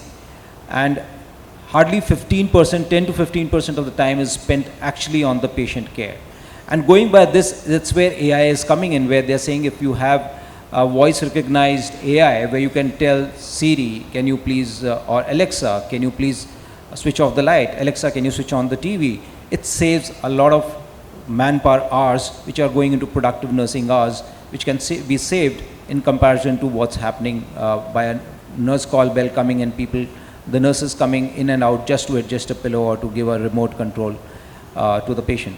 So I think those are the collaborative ventures which we are looking forward to in terms of digitization, where it can bring the cost, it can bring ease of functionality to the patient as well as to the workplace. Thank you, Mujit. So let's hear from Monica the last comments on hospitals of the future. What do you think would be the ultimate animal that we would build? So I'd like to talk about two aspects. I mean, like I said again, earlier, it's a vast subject, but two aspects that we're very, very actively involved in the design of our projects right now. One of them is flexibility. Other people have also spoken about it, and it's a paramount need. But what does it really mean? So it's an uncomfortable thought, but it's very difficult to completely and correctly forecast risk as well as need. So how do we deal with this? Now, one thing that we're definitely looking at is many more prefab and demountable sort of partitioning systems, so that we all realized that was very handy and gave us the flexibility of changing things around. So there's more use of drywall construction sort of in hospitals than we've ever done before. But there's a little more complexity to that. Now, there are many levels of or kinds of flexibility that you might need, because the utilization patterns and fluctuations are also very different. There is, of course, your routine needs. Then even surge needs could be like, for example, what we saw in the pandemic, where there was a build-up. It started off and then there was a peak, and then it slowed down. And there was, relatively speaking, a little bit of time to make some changes. That's sort of one kind of flexibility that you might need. Another could be, for example, if there was a large-scale accident where suddenly 100 people showed up, you have absolutely no response time to make any changes. Then what do you do? Now, there are no amount of demountable partitioning systems or prefab systems can help you there. So the other strategies that we're very, very closely looking at is compartmentalization. How do you plan a hospital so that you can compartmentalize and continue operations in different unforeseen sort of situations. So one of the examples is, I think Manisha was also talking about it, we are actually currently on our project starting to equip even spaces like lobbies with concealed sort of critical services such as gases and sockets, etc. We're already doing that on our projects. The other point that I want to talk about is, Manisha also mentioned it, so it's something I want to talk about, is the Center of Excellence, Centers of Excellence. Traditionally, what we understood by a Center of Excellence was always related to sort of the super specialties. We've done projects where the cardiac services were planned and designed as a cardiac center of excellence or oncology center of excellence. Now, whether that's a standalone building in a campus project or it's sort of hospital within a hospital, but they were super specialty centers of excellence. Now, we're actually looking at a redefinition of or the ambit of what could be a center of excellence. We are currently in discussions with a philanthropic organization who's been looking at primary health center, primary care across tier 2 and tier 3 centers. Now, nobody's ever thought of primary health as a center of excellence, but we're now working with them closely to, or at least, working on the initial strategy upfront, upstream work sort of, developing the concept, format, etc., where we're saying, can these primary health centers be center of excellences in a different way, where they're upgraded primary and secondary care formats and can, besides the obvious needs of the primary care, they could also take care of any such pandemic situation where they could serve a higher purpose or need and take care of loads where they need not be, need not choke, like I think Dr. Ramesh was mentioning that AIIMS, for example, he gave the example of AIIMS, where a tertiary care, a mothership hospital like that gets choked with patients that could be served or cared for outside. So could a large population like that be serviced outside such mothership tertiary care hospitals? And they could also be seen as centers of excellence in a sort of an upgraded model. So that's something we're already working on with some of our clients. These are the 2 points I wanted to talk about, but one thing I just want to add to what Dr. Mudit was saying. Alexa, you mentioned Alexa. We've just finished sort of a renovation project for a very, very leading operator where all the premium rooms have been completely, the technology positioning is very, very high, and they're all kitted up with Alexa to take care of the needs that you were talking about. We've just finished that project. So yeah, so there's absolutely, that's what we're seeing happening in the future. Thank you. Thank you indeed. So that brings us to the end of the panelists' discussion. I think we've heard a lot about how technology can impact smart hospitals of the future, how artificial intelligence, appropriate division of space, optimization of space can make a difference, and so on and so forth. Substantial inputs from my wonderful panelists this morning. What I would say is that the hospitals of the future would be a different animal for sure, as we can all see. They are bound to be smaller in size than the behemoths that are seen today. But above all, and one thing that is ever important in any hospital is to make it as fire safe as possible. All of us have read and heard about the disasters of fire in the hospital industry. And I think the way forward is not only everything that has been mentioned, but to make a hospital as fire safe as possible, because evacuating sick people is much more difficult than evacuating any other building. With that, I stop here, and I believe we are run out of time. So I would say thank you everybody. Thank you, my dear panelists. Excellent discussion. Thank you. Thank you very much, Dr. Jairam, and thank you very much to all of our panelists. In the interest of time, we shall take the questions, if any, during our coffee break, which is about just right now. So thank you once again. Right, ladies and gentlemen, we shall break for coffee now, and we will be back here in 15 minutes' time for the next item on the agenda. See you in 15 minutes. Our coffee No, and it was just refreshments in are time. served in the adjacent hall over here on my right side, which will be your left side. Thank you. Yeah.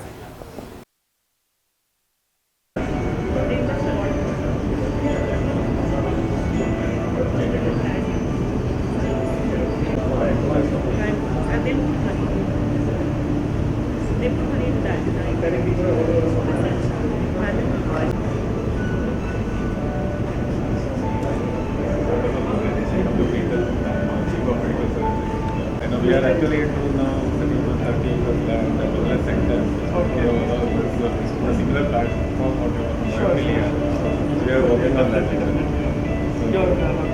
Yeah.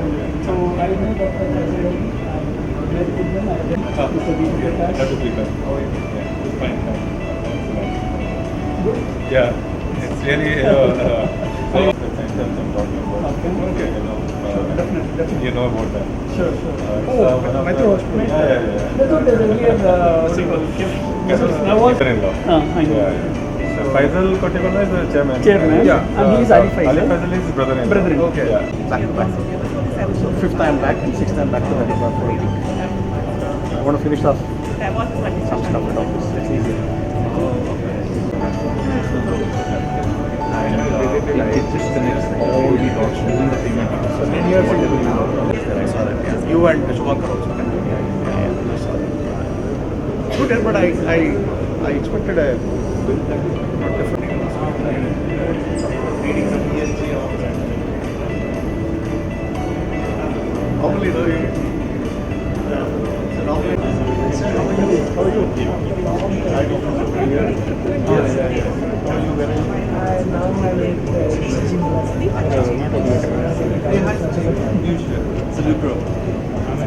So we were just talking and chatting about that, and then talking about integrations that happened, we talk about TCS, and then it's just a plug and play. It is a plug and play. Bangalore. Actually, we are going to patients. Soon you'll buy an appointment and devote it to April, I'm sure.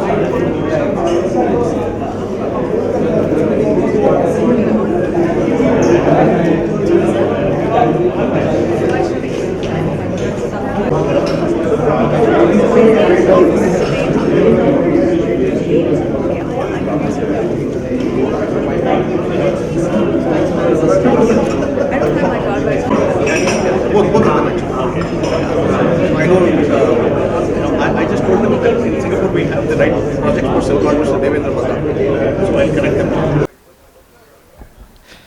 Okay, welcome back, ladies and gentlemen. We shall continue with the next item on the agenda, and that is a keynote presentation by Mr. Madan Sampath, who's the Chief Supply Chain Officer of Healthcare Global. Now, Madan Sampath is a seasoned procurement specialist with nearly 2 decades of experience in procurement and management across multiple industries. At HCG, his current role as Chief Supply Chain Officer, he oversees the organization's global enterprise procurement, supplier relationship management, strategic and sourcing innovation, third-party risk management, business resiliency, corporate real estate, amongst various other responsibilities. Without any further ado, ladies and gentlemen, please help me welcome on stage Mr. Madan Sampath.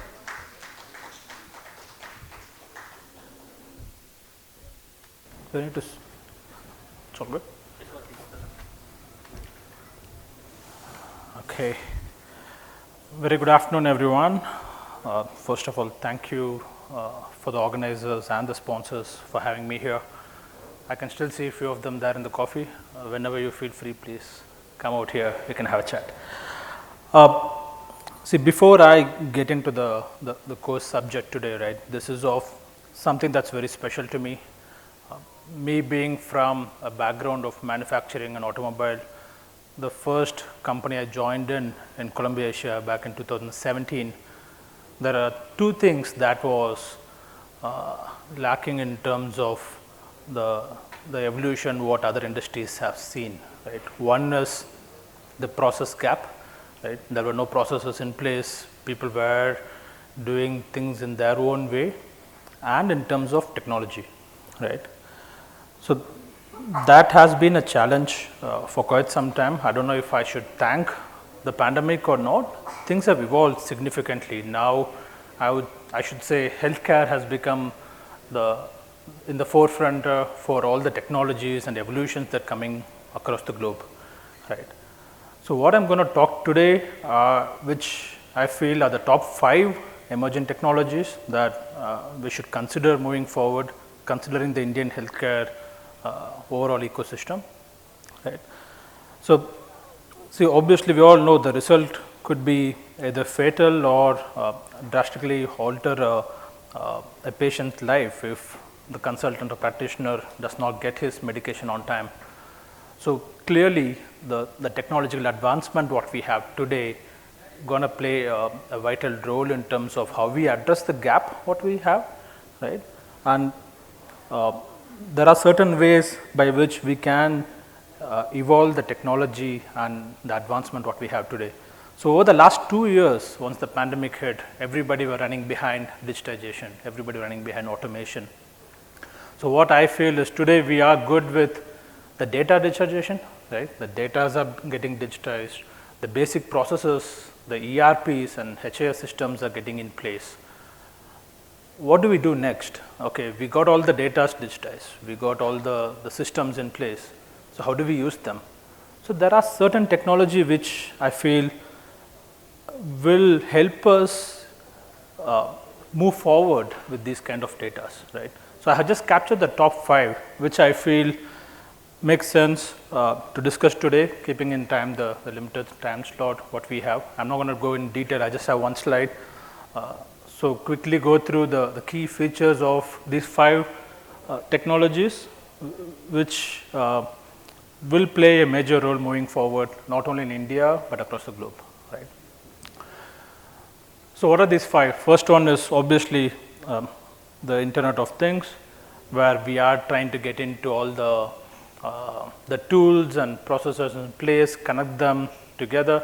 I know the next session is with the IT fraternity, so I'm not going to use too much of technology to make myself look less educated, right?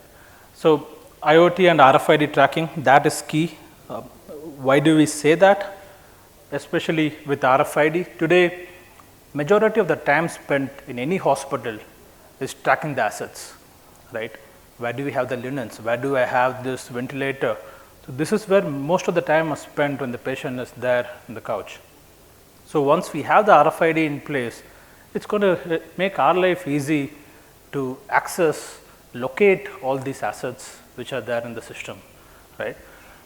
And obviously the real-time location system, so that along with the IoT integrated with our HAS is going to give us access to all the assets that's going to be in the hospital. You can trace them, track them, where they are, how their performance is.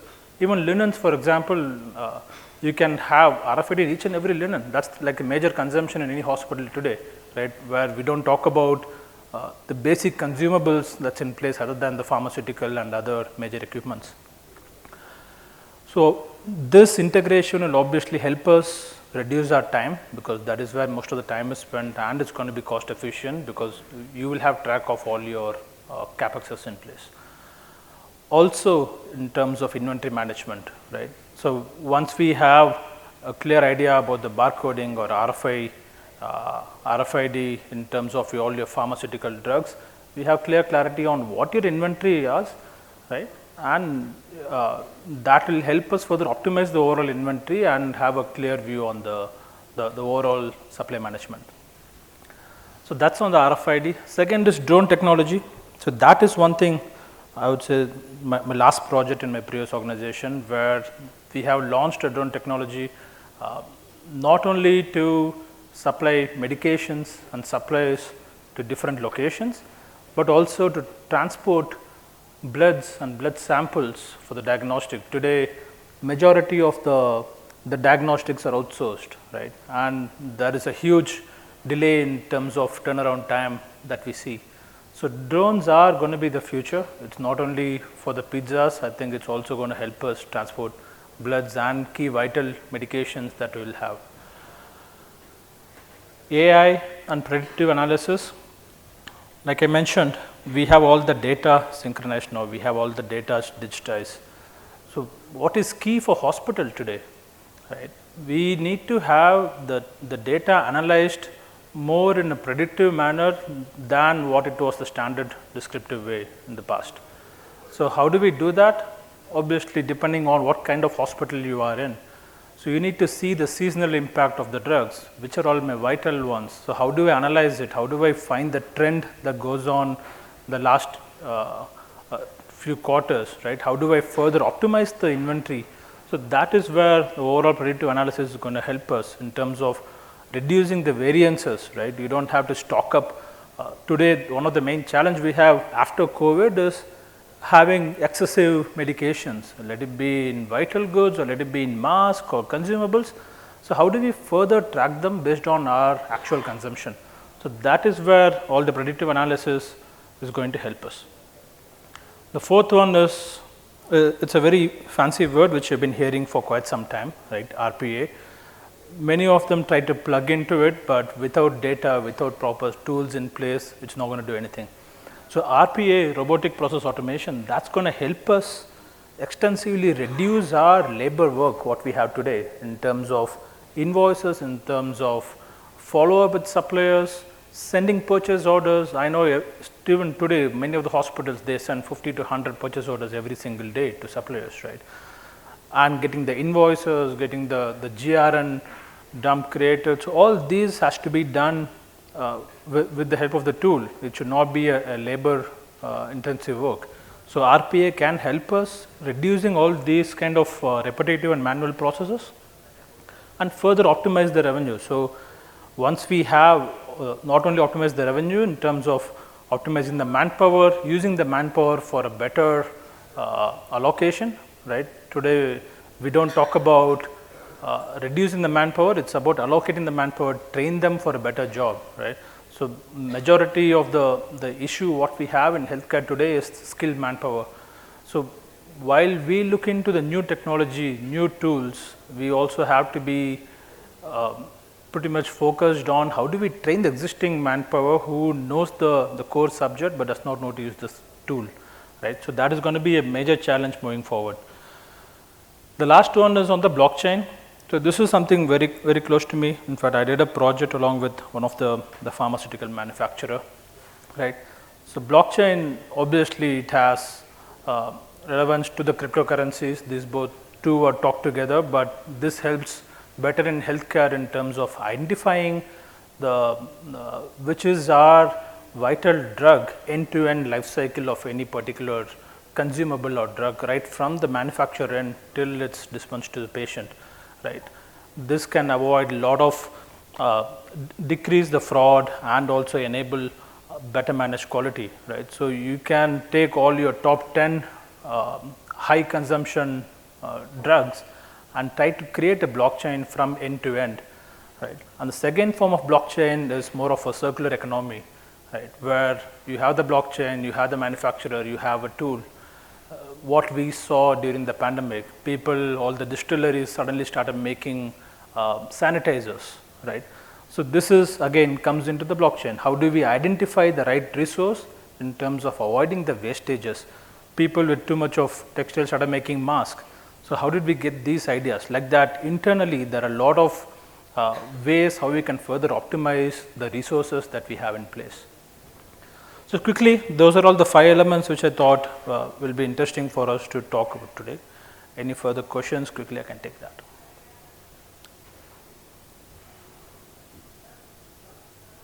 No hands raised. Yes.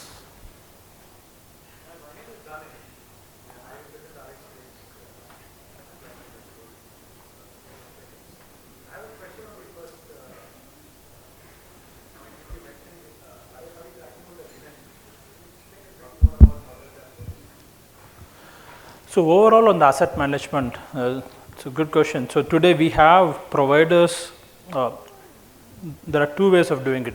Most of the hospitals, they have linen in terms of CapEx, right? So when you outsource all the linen management to a service provider, he buys the linen, he puts in the RFID tracker. So he brings in 100, he knows which are consumed, he takes back 100, right? So there is no loss of linen in the system. So today when we buy it as a CapEx, try to do the laundry management post that, we may lose certain linens, you send it to laundry, you may not get it back, right? In terms of inventory management, you don't know how much you have in place. So the ideal way moving forward is creating a leasing model or a OPEX model where you outsource the entire linen management to a service provider who's got this technology in place instead of you investing on it. Yeah? Thanks. Anyone else? That's good. Thank you so much. That's amazing.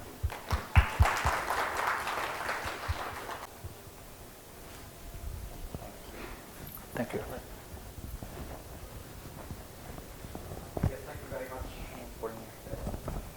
Yes, thank you very much, Madan. Thank you for sharing your experience and insight with us. And in fact, on one of the slides, you mentioned various points on predictive analysis and automated processes. And we're going to, in fact, explore this topic a little bit more to, as you pointed out, to reduce variance and inconsistencies. So our next panel discussion, it turns out, is the emerging technologies and devices for a futuristic smart hospital. What are the latest cutting-edge technologies that are available in the market at the moment, and how we can implement this in our hospital spaces going forward.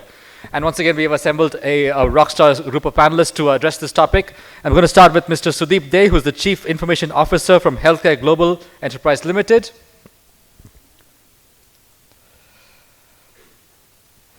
Mr. Sudeep is the senior management team member with a strong understanding of all critical ingredients for the job related to information technology.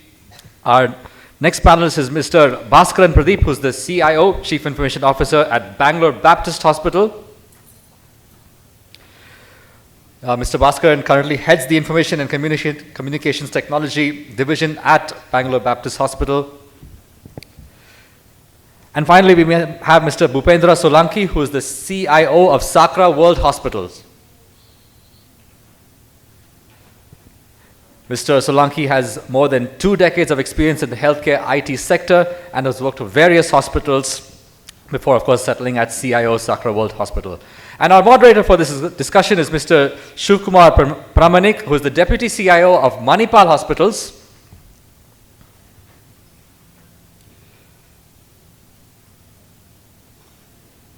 And as I pointed out, this panel discussion is going to discuss explore the various cutting-edge technology available right now and what is feasible and implementable in the very near future. So gentlemen, the stage is yours. Please take it away. Thanks, Sunny. Good morning, good afternoon. Good afternoon to all. So since morning, we were sitting over there and just listening Dr. NKJ's panel and all the presenter over there. Dr. NKJ started that how we can build smart hospitals in terms of designing, in terms of planning, and future thought process is already there. And just before our panel started, we just saw how this logistic problem will be catered, all this technology will be catered.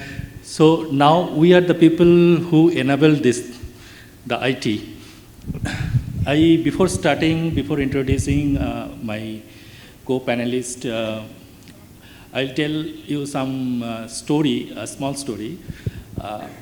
40 years back when I was a kid, I used to see a doctor used to come to our house. And at that time, you know, in a society, there was a single doctor. He used to go in everyone's house. It's a personal doctor. They mean to say it's my personal doctor. And he used to carry a small medicine box and stethoscope, and he used to keep regular medicines in that box. and he just saw the patients and recommended some medicines. If the medicines is available from his box, he used to give them, and which is not available, he used to tell that he just buy it from the market. This was 40 years back. Nowadays, how we are experienced, we are sitting in the house, we are asking a doctor through video consultations. He will be our personal doctor, and whatever he is recommending the medicines, and medicines will be delivered their home. And so you can imagine the same setup process, what was there in the 40 years back, it came back to now in 2022, but there is a technology. So the technology embedded that process in a smarter way. So its process is nothing new, but technology is very much new, right? So I just introduce my co-panelist and my dear friends, Sudeep, CIO of HCG Bangalore. And Sudeep has extensive experience to deploy big projects like ERPs in the healthcare industry, big HIS systems. In his career, he has done a lot of project works and new technology he has introduced in the earlier organizations also. I know Sudeep very personally. That's great to have you in my panel. And next, Bhaskaran Pradeep. He is heading Baptist Hospital, Bangalore. Baptist Hospital is, is more research-centric hospitals. It's not only hospitals. It's associated with some Vellore Institute, if I am not wrong, right? So they are much more associated with the clinical research and all those work. So it's very interesting to get you, Pradeep, over here. And last not the least is Bhupender, CIO of Sakara Hospitals, great MNC hospitals I have seen in my career, and it's a Japanese hospital, I don't know whether they exist or not, but the culture, the way they are embedded in their systems is very smartest way in Bangalore. So today we'll be discussing about the technology, what is currently emerging, and before that we have to understand something like what is our health ecosystems in terms of technology. One is your internal ecosystem, patient operating system, which is called HIS, which is called your back-end services like your finance, like your supply chain, like your HR. It is, as a whole, it's called patient operating systems. And in any hospitals, you'll find this whole set of patient operating systems. And there is a outer systems, it's called B2C applications, which is helping you to interact these patient operating systems to that customer, your patients. So this is majorly two big segments of entire health ecosystems, and in between that, there is a security layer, right? So we can divide our discussions into three parts: how technology emerges in our patient operating systems, and in the security layer, and in the out of the systems. AI, ML, RPA, these are the technology which are helping to cater in these three layers, right? So AI can be embedded in your internal systems, ML can be embedded in your internal systems, RPA can be embedded in your internal system, as well as whenever you are interacting with the outer systems, this technology will help you out. So I start my discussion with some questions which I already made for them. Maybe other than these questions, you people can ask us also. So first of all, Sudeep, come to you. You know, when we are talking to, there is a transaction between our internal system to the outer systems. There is an exchange of data, patient data, right? When the patient is coming our internal systems, we are saving it in our HIS, in our other systems also, PAC systems. then when we are interacting with the outer systems, like we are using patient apps, doctors apps, home care apps, we are sharing their patient data to the customer. So is there, do you think that, is there any risk embedded over there? And if there is any risk, how we can mitigate that? Thank you for asking that question. Risk is involved everywhere, and there are a few things.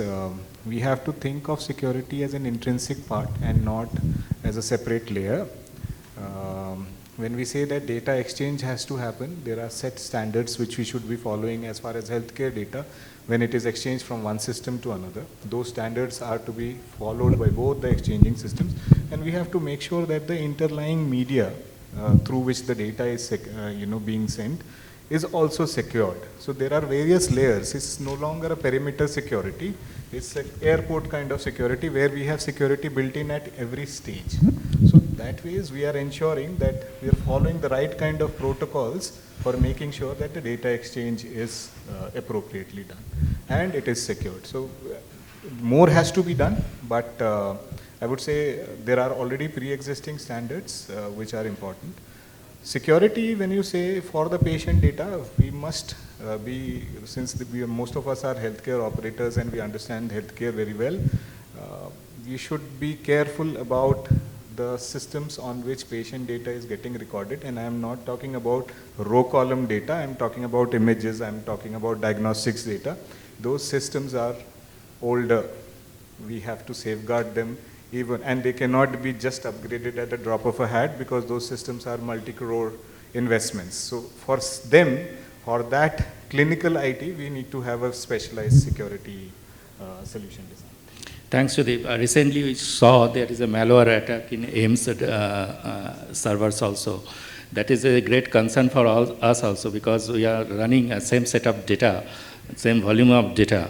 So do you think there is a technology, there is a lack of technology, that's why the attacker are very easy to attack this kind of servers? Yeah. I would not say lack of technology. Technology is available, but we are never over secured, no. We have to be cognizant about which are those areas which are weaker for us, and we have to be specially protective about it.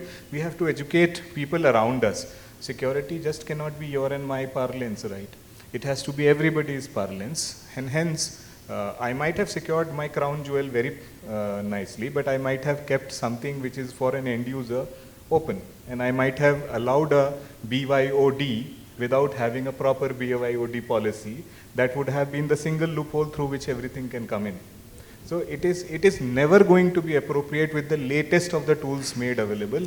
It is with the human intervention and being cognizant of what is a weak area, because everything has an Achilles wheel. It is the way you look at it. That's my perspective, that we need to be cognizant. Somewhere it is lesser, somewhere it is higher, but we need to be cognizant of what we are operating in and take steps to bridge those gaps. Thanks, Sudeep. Now next to Pradeep. Now we are introducing many sensor-based technology in our ecosystems, and specifically when there are multi-units organizations, multi-hospitals organizations, where data is residing in different storage, different area, or government initiatives like government is asking for interoperability should be there. So, there are certain standards we follow in healthcare, like your HL7, your SNOMED, your ICD-10. How you define that before introducing any technology in your ecosystems, you should screen this kind of standardizations, and how, in this context, I am asking another questions, like it's the same reply I am expecting, that there are a lot of technology partner in our world basically, and they are asking for their solutions, right? The problem is these two solutions can't talk each other because they are monopolisms of their business and like this. So one is like your standard you have to maintain in your ecosystems. Second is your solutions which are not talking to each other. So how you cater this kind of problem? Sure. So let me start this conversation and this particular topic off with maybe two simple truths. None of us can do all of it. I mean, let me repeat that. We're all finite and none of us can do everything. We depend on everything in terms of our supply chains, in terms of people, systems, government. We're not and the second most important piece here is none of us lives our lives in isolation. We need to be connected. And connected is more natural in our fabric than anything else. And that realization is one thing that, is something that is very important for overcoming the challenges of, seclusive or isolated operations. I mean, we may not realize it, but we actually are already connected in many ways that we operate in. For example, we as a hospital don't do all of our lab tests. We outsource some of them. And in that manner, we're already connected and it's already happening on the ground. But the big picture is missing in the sense that where we are as a technology society that has already embraced connectedness in social media, I think we in healthcare are lagging behind the rest of the planet. I mean, individuals, people have gyrated towards this paradigm shift where we operate much more efficiently with connected systems. If I were to, I don't want to get deep down into technology, but if you look at switches and routers, their operation is practically almost altruistic. They can't charge you for it, but they do it anyway. Any third-party switch will bounce your packet and send it to the next destination. So it's already there in the fabric of how technology operates. But we as a cultural change have to embrace what's coming. I'd like to comment here that I'm surprisingly intrigued and commend the efforts of the government in this area with ABDM and standards that are being brought in our ecosystem. Commendable. But how do we embrace it practically? I think what we need to do is not necessarily, the standards are already there. FHIR is there, HL7 is there. Practically every equipment that we buy comes with that. Hospitals already have it. But then we're still struggling to connect them. My biggest nightmare is the diversity of solutions, services, hardware, the connectedness, getting people to work together. We had a situation where Dell was not willing to work with a company that I was working with. I have struggled with similar problems with, let's say, VMware and Nutanix in Kennard Hospital. They don't want to work together. So how do we achieve this? Because at the end of the day, we all exist for a positive outcome for the patient. The clinical outcomes are very important and these enablers have to fall in line. And in order to achieve that, I think one of the simplest things we can do is start with the low-hanging fruit, and hospitals make conscious decisions to insist this on the suppliers of the technology so that they fall to a standard where every solution can interoperate. And I think ABDM is going to take care of that, but especially in the payer network area, EHR and other things may happen slowly, but then this is the way forward, and we need to collaborate and achieve more. Great. That is the biggest challenge for us, frankly speaking.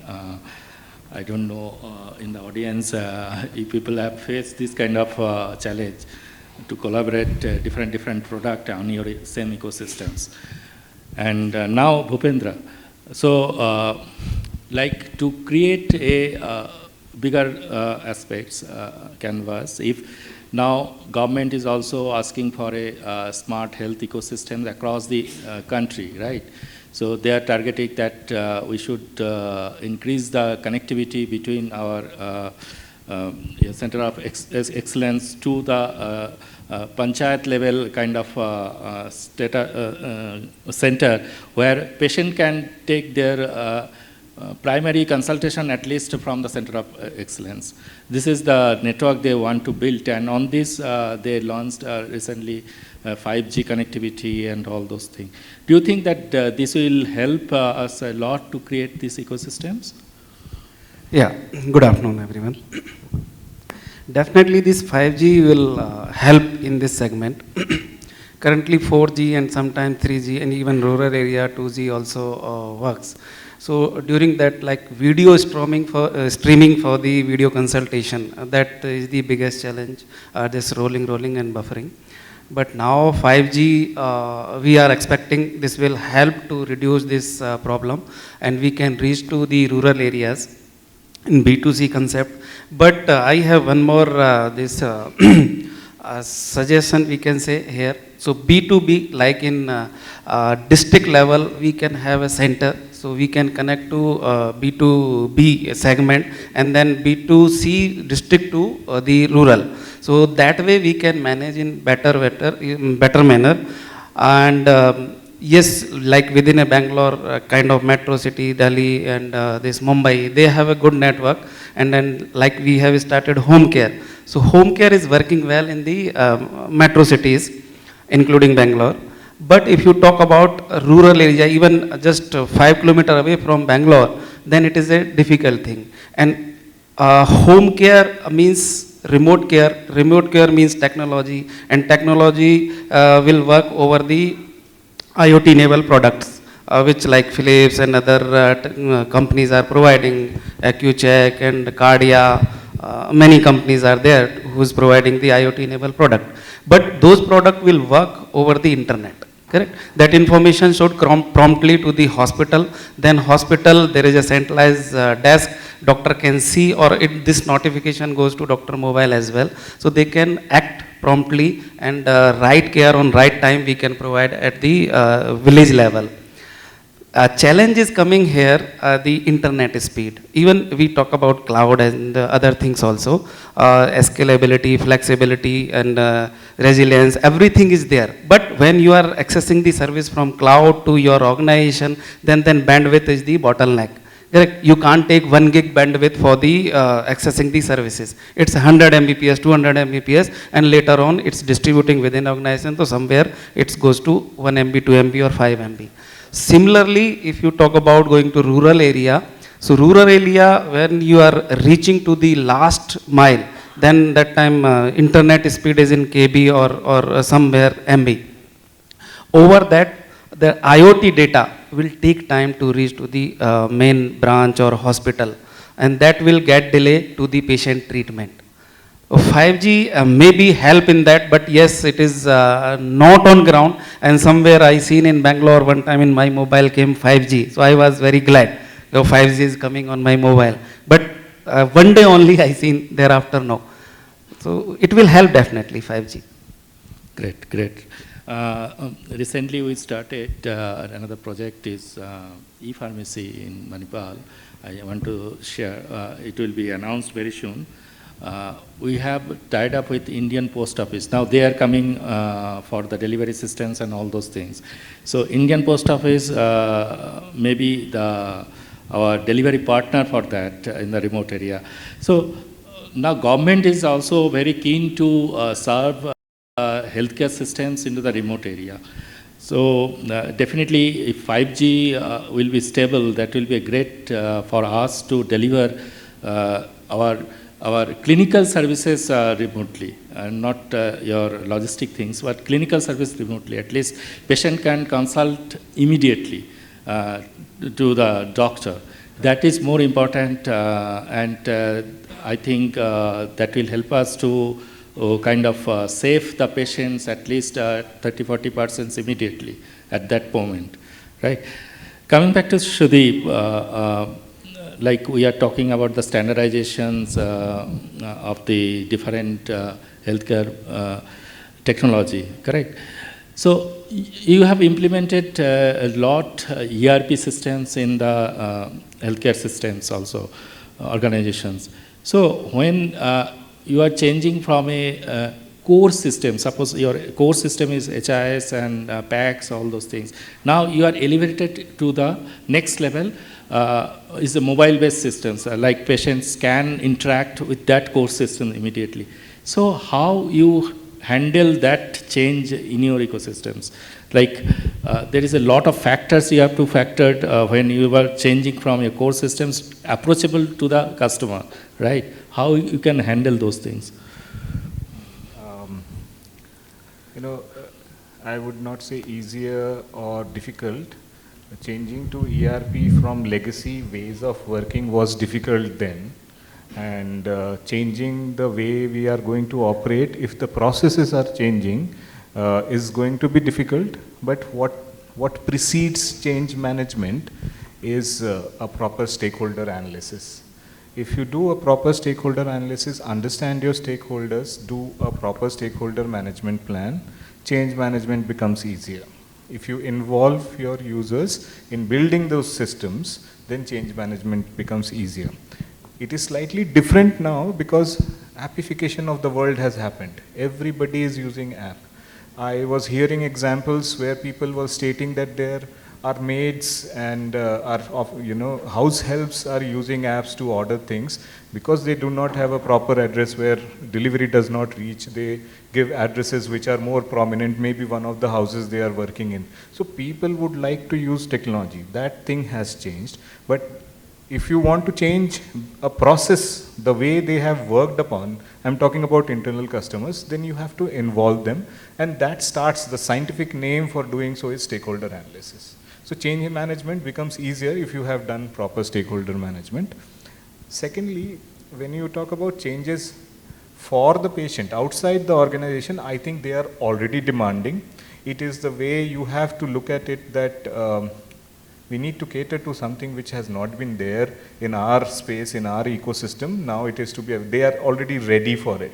So there will not be any changes there. Nobody taught anybody to how you book a ticket. No manuals were available. It was all self-speaking. Those screens were all self-speaking. So people out there, they are wanting this. For inside, we need to do proper stakeholder analysis and stakeholder management. Okay, thanks. Thanks, Pradeep. Next to Pradeep. There must be a similar attempts done by many countries in the past, like how now Indian government is approaching for remote health and how they are creating a smart healthcare ecosystem. There are a lot of examples are there in the world. Can you please share with us kind of any use case you have seen, you have experienced?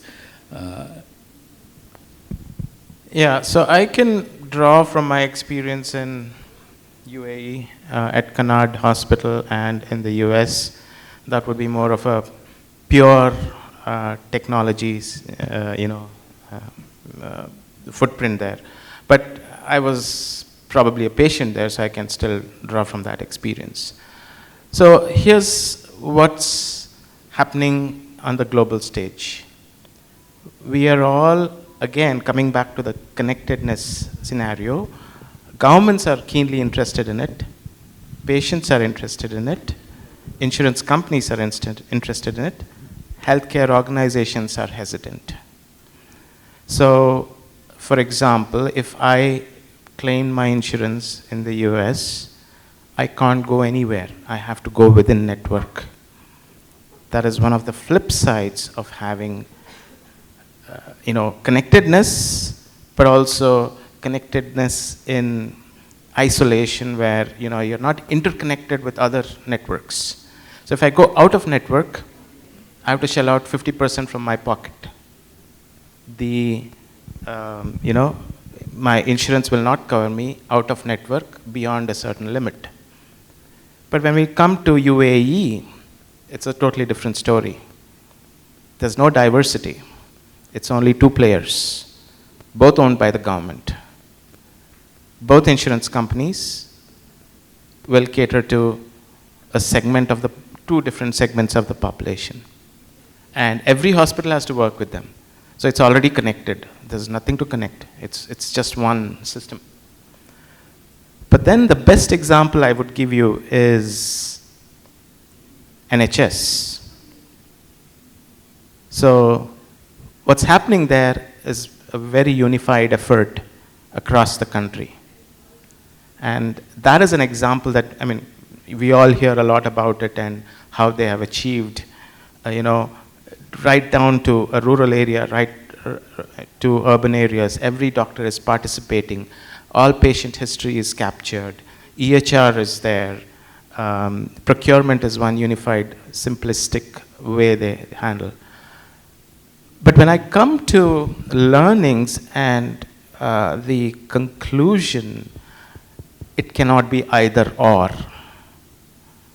I think there needs to be standards, there needs to be a unified effort, but there also needs to be an opportunity for creativity, diversity, and expression of unique advantages and advances in technology. The best way we can choke anything new from happening is make it all uniform. Nothing will happen. It'll all be uniform. So I think the answer is in both. The learning is we need to have a multi-pronged approach, but we shouldn't be breaking our head in, isolation also. We need to tap into the resources and the collaboration and the efforts that are ongoing to actually bring in the advantages in the ecosystem. The ecosystem becomes important, but the ecosystem should be a thriving place for everyone to participate and have a value add in that equation. Great, Pradeep. Unifications, when you just talked about unifications, there is a IT sites going on for patient data unifications. Is a project, NDHM. NDHM project, what core things, when I participated in the NDHM architecture sites, they wanted that patient data structure should be same at some level, right? So it is applicable like for multi-unit organizations like Manipal's, HCG, where you have a multiple hospitals. It may be acquired last couple of years. So you will get a different patient's operating system, different patient's data format on the ground. But we have to build some unified data format so that patients should, whenever he travel from one unit to another unit, he should get their own data, and he should be treated like a single patient for that organizations. This is applicable to the multi-unit organizations like Manipal HCG also, and it is applicable as a whole ecosystem for India also, for the country also. On this line, government started NDHM, where your data should be pushed in that unified systems, and data may be kind of patient data, data may be kind of your clinical data also, but it should have a similar kind of data structure, correct? So, Bhupender, just tell us something like, NDHM is the future of Indian healthcare. Do you think that it will help to create interoperability platform also, and like introduce of any new technology in any of the ecosystems, any of the organizations, Indian healthcare organizations, will be easy for to get a kind of similar kind of output from that platform? Yes, definitely.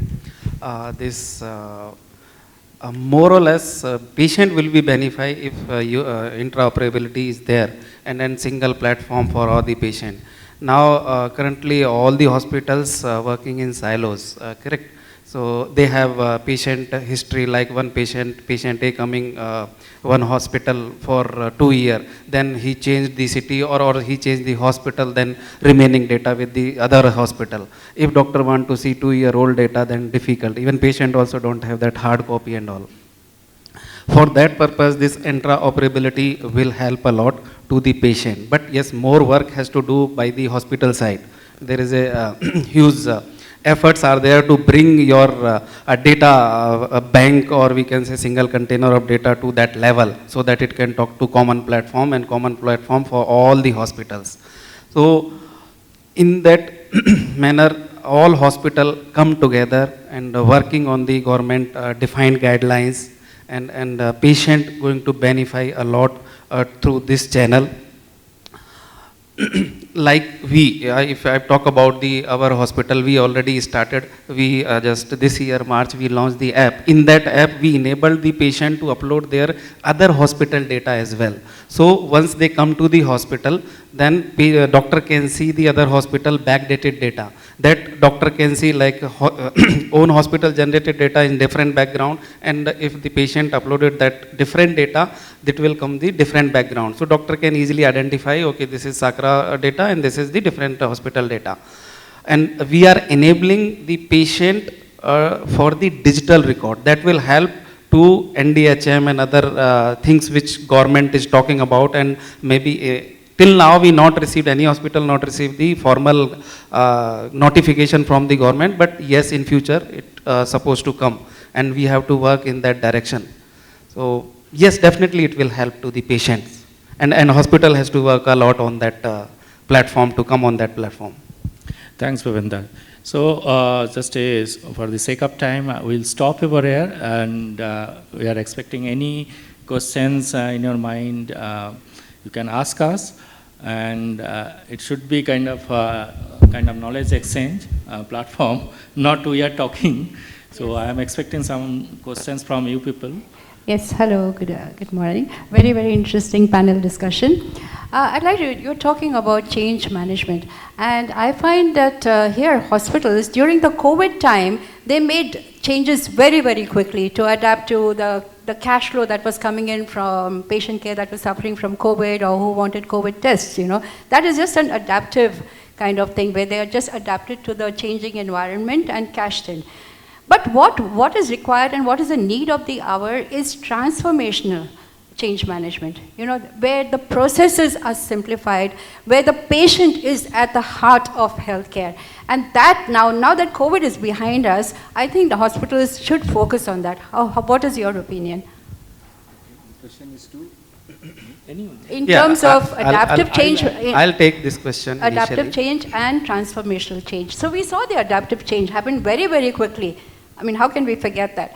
But now now that we are going back now to the post-COVID days, what it was, everything is the same. It's very stressful for a person to go to hospital. The processes, the clinical processes are very, very cumbersome. So what is required is that kind of transformation in change. Yeah, that's. Before COVID, yes, every healthcare is going in their own way to digital journey and clinical care. But when COVID arrived, yes, every hospital taken the decision and changed the segregation, like COVID, non-COVID patient, and this COVID test, RT-PCR, and these tests were not there. We never heard about these tests. Immediately within a week, 2 weeks, 3 weeks, every hospital started. So that we picked gradually. But post-COVID, management also supporting for each hospital. Earlier, no one come to like what you are doing, but now they are asking, is it completed? So that is good for us also, and they are helping. Yes, that's transformation journey. Like we start this self-help concept. We keep the self-help, and self-help, we are providing more information to the patient hand. Like they can see their bills, they can see their reports, they can do video consult anytime, they can send request and video consultation, and this pediatric vaccination, and we are coming with this 9-month gynec journey as well. Like pregnant lady can feed their symptoms by their own whenever she is feeling, or ultrasound or consultation due, then they'll get the notification. So this way we are working. So no hospital is stopping or slow down their journey towards the transformation. Now it's a take off, we can say, because of this COVID help in this. And we are working towards us to bring the things in patient hand without compromising the clinical care. This is our the thought process which we are working. Okay, thank you. So I just add on this, we people are nowadays at least 60 to 70% use Paytm or UPI app, right? So we are not well versed before COVID. Now we are using extensively. Many of the people are 100% users of that. So from customer sides also there is a change, psychological change is coming up. What we can foresee that earlier that until unless doctor is not touching you, you will be feeling that doctor is not doing proper consultations. Nowadays they are happy, they are sharing their problems and doctor is giving the prescription online. They are okay now. Even it has been seen in your senior citizens patients bucket also, right? So they are more rigid to change, but we are seeing that there is a change is going on. I have a point. Great question, and I would also like to refer back to the co-panelists earlier. Manisha and Monica spoke about that it is very transformational to the core and not remaining on the systems. Both of them talked about some designs level changes in the way the hospitals were thought about. And I think the first speaker also spoke about that they have been thinking like that. So we are taking it very, very seriously. I just happened to speak. She's intrinsically, Manisha is working on how to bring about a change the way the building is laid out. How the movement can be. See, I can build systems, and she had put it really very well and congratulated her for putting it that way. Transformation is not through by just bringing systems. We will enable systems which will be easier, processes, but it is also grassroots. And let me assure you, most enterprises I have been speaking about, I spoke to my co-panelists before, we went on stage and all, everybody is thinking transformational from the grassroots, not just on systems. So stay assured, we are trying our best. Yes, thank you very much, gentlemen. Do we have any last questions? Very quickly, please. And I'm a hospital and a medical equipment planner. I'm working for Integra Ventures. It's a healthcare planning management consultancy. I just had a query.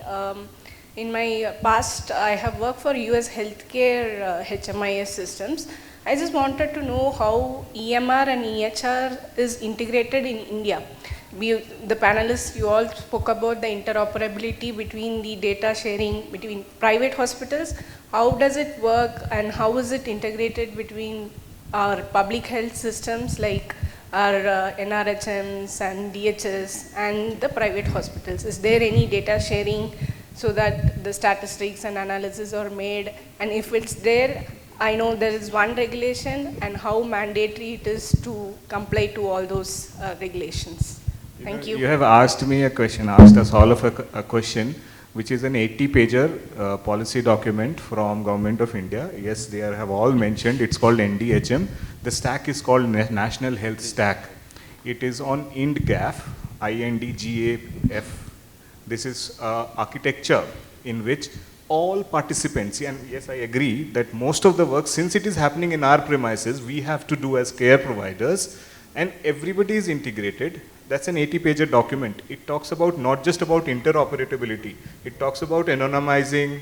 It talks about how do you share data for general good, how do you share data for individual good. So it's a large document and we can take that offline, give you some links there. Thank you, thanks a lot. And just add on to him basically, the nature of this total modeling of the US healthcare and Indian healthcare is little bit different how they operate. Basically they operate on your insurance based ecosystems, right? Everyone is under insurance coverage area and for and social security coverage area. And in India it is not that like that, but government is asking that and pushing that everyone should come under insurance, and they have started some 5 lakhs coverage schemes also. So they are trying to regulate the medical practices in India also. This is very good for business also, very good for patients also. So that is the change management we are looking for. Maybe by next 2 years, 3 years down the line, we'll see that. Thank you. Right. Thanks a lot. It's not just a policy document. NDHM has been put to action since 2020. We as organizations probably received notification from Government of India to try that out for all UTs. So it was tried out from Chandigarh to Daman Diu, everywhere. All care providers were brought under one umbrella. So there was APIs which were released, and CDAC was prolifically working on it. Thank you. We will have to, we're a little short of time, so sorry. It is backed by an act and a ministry. It's a whole lot of things. NHS is the stack, NDHM is the blueprint. It is National Digital Health Blueprint. Then there is an act, then there is a ministry under Ministry of Health Affairs. It's a complete work which is done. It's going to be mandatory.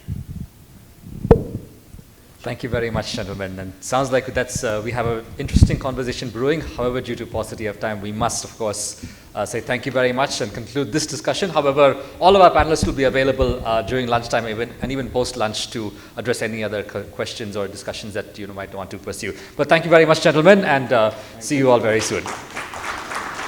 And we have our final presentation before we head to the break. And that is from one of our partners. And once again, thank you very much to our partners and sponsors for bringing this event together and making it possible. So we have Mr. Piyush Bhan, who is the Senior Vice President of International Business at Salukro. And the topic for this discussion is, healthcare is complex. We have, of course, identified that and discussed that during the day. However, patient payments and billing don't have to be that complex. So to explore this and understand how we can simplify this whole payment process, please help me welcome Mr. Piyush Bhan on stage. Thank you. Thank you.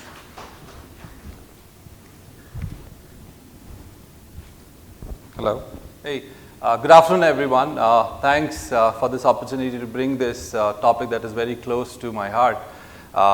And we've been working on this for almost 18 years, and I'll talk about this a little bit more in detail down the street. So, we all know what electronic healthcare record is, what things happen in there, what are the data feed, what are the information that goes in there.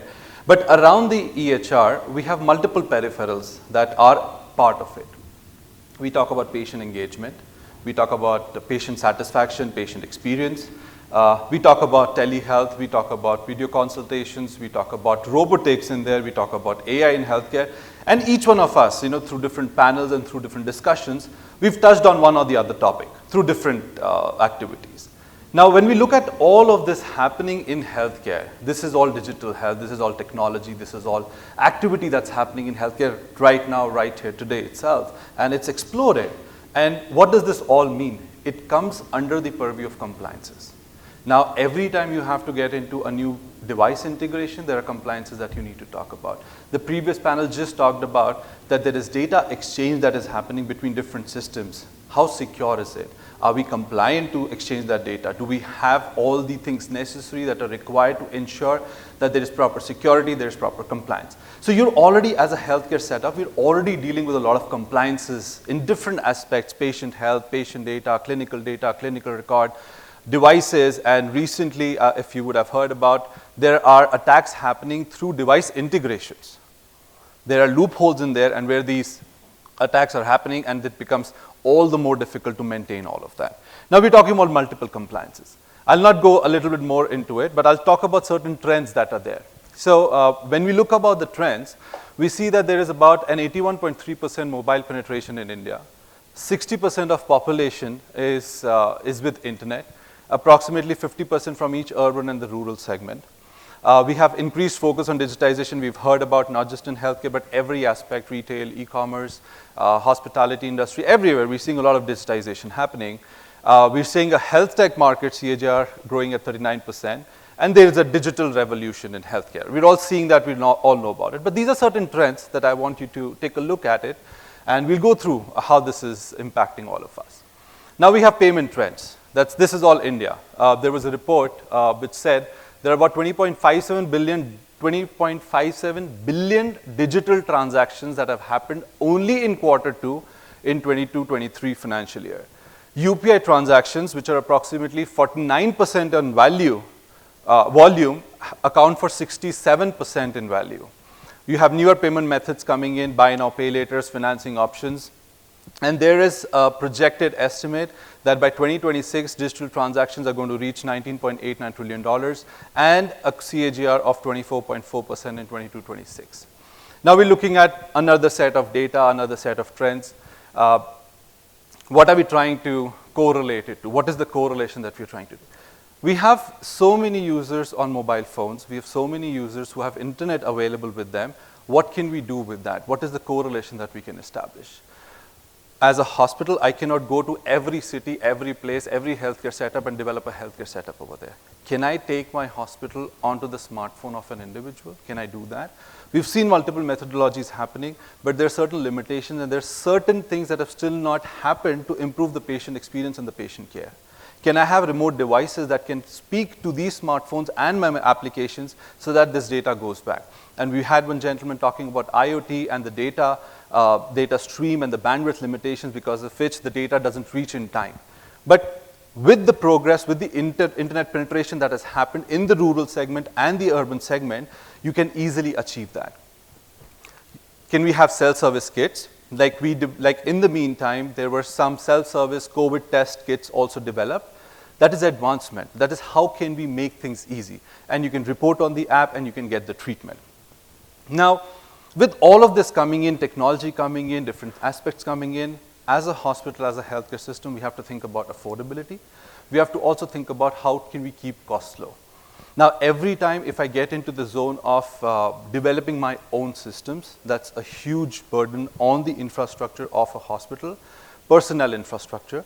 We might not have the real expertise to build those technologies, to build those setups, and build those solutions and build those softwares together. So when we look at all these aspects, when we look at all of these things, what is the future that we're looking at? There is definitely going to be an increased smartphone penetration in India. There's definitely going to be an increased internet penetration in India. We are now on 4G, we're all exploring on the 5G side of things, and there are a lot of infrastructure-related activities that are happening.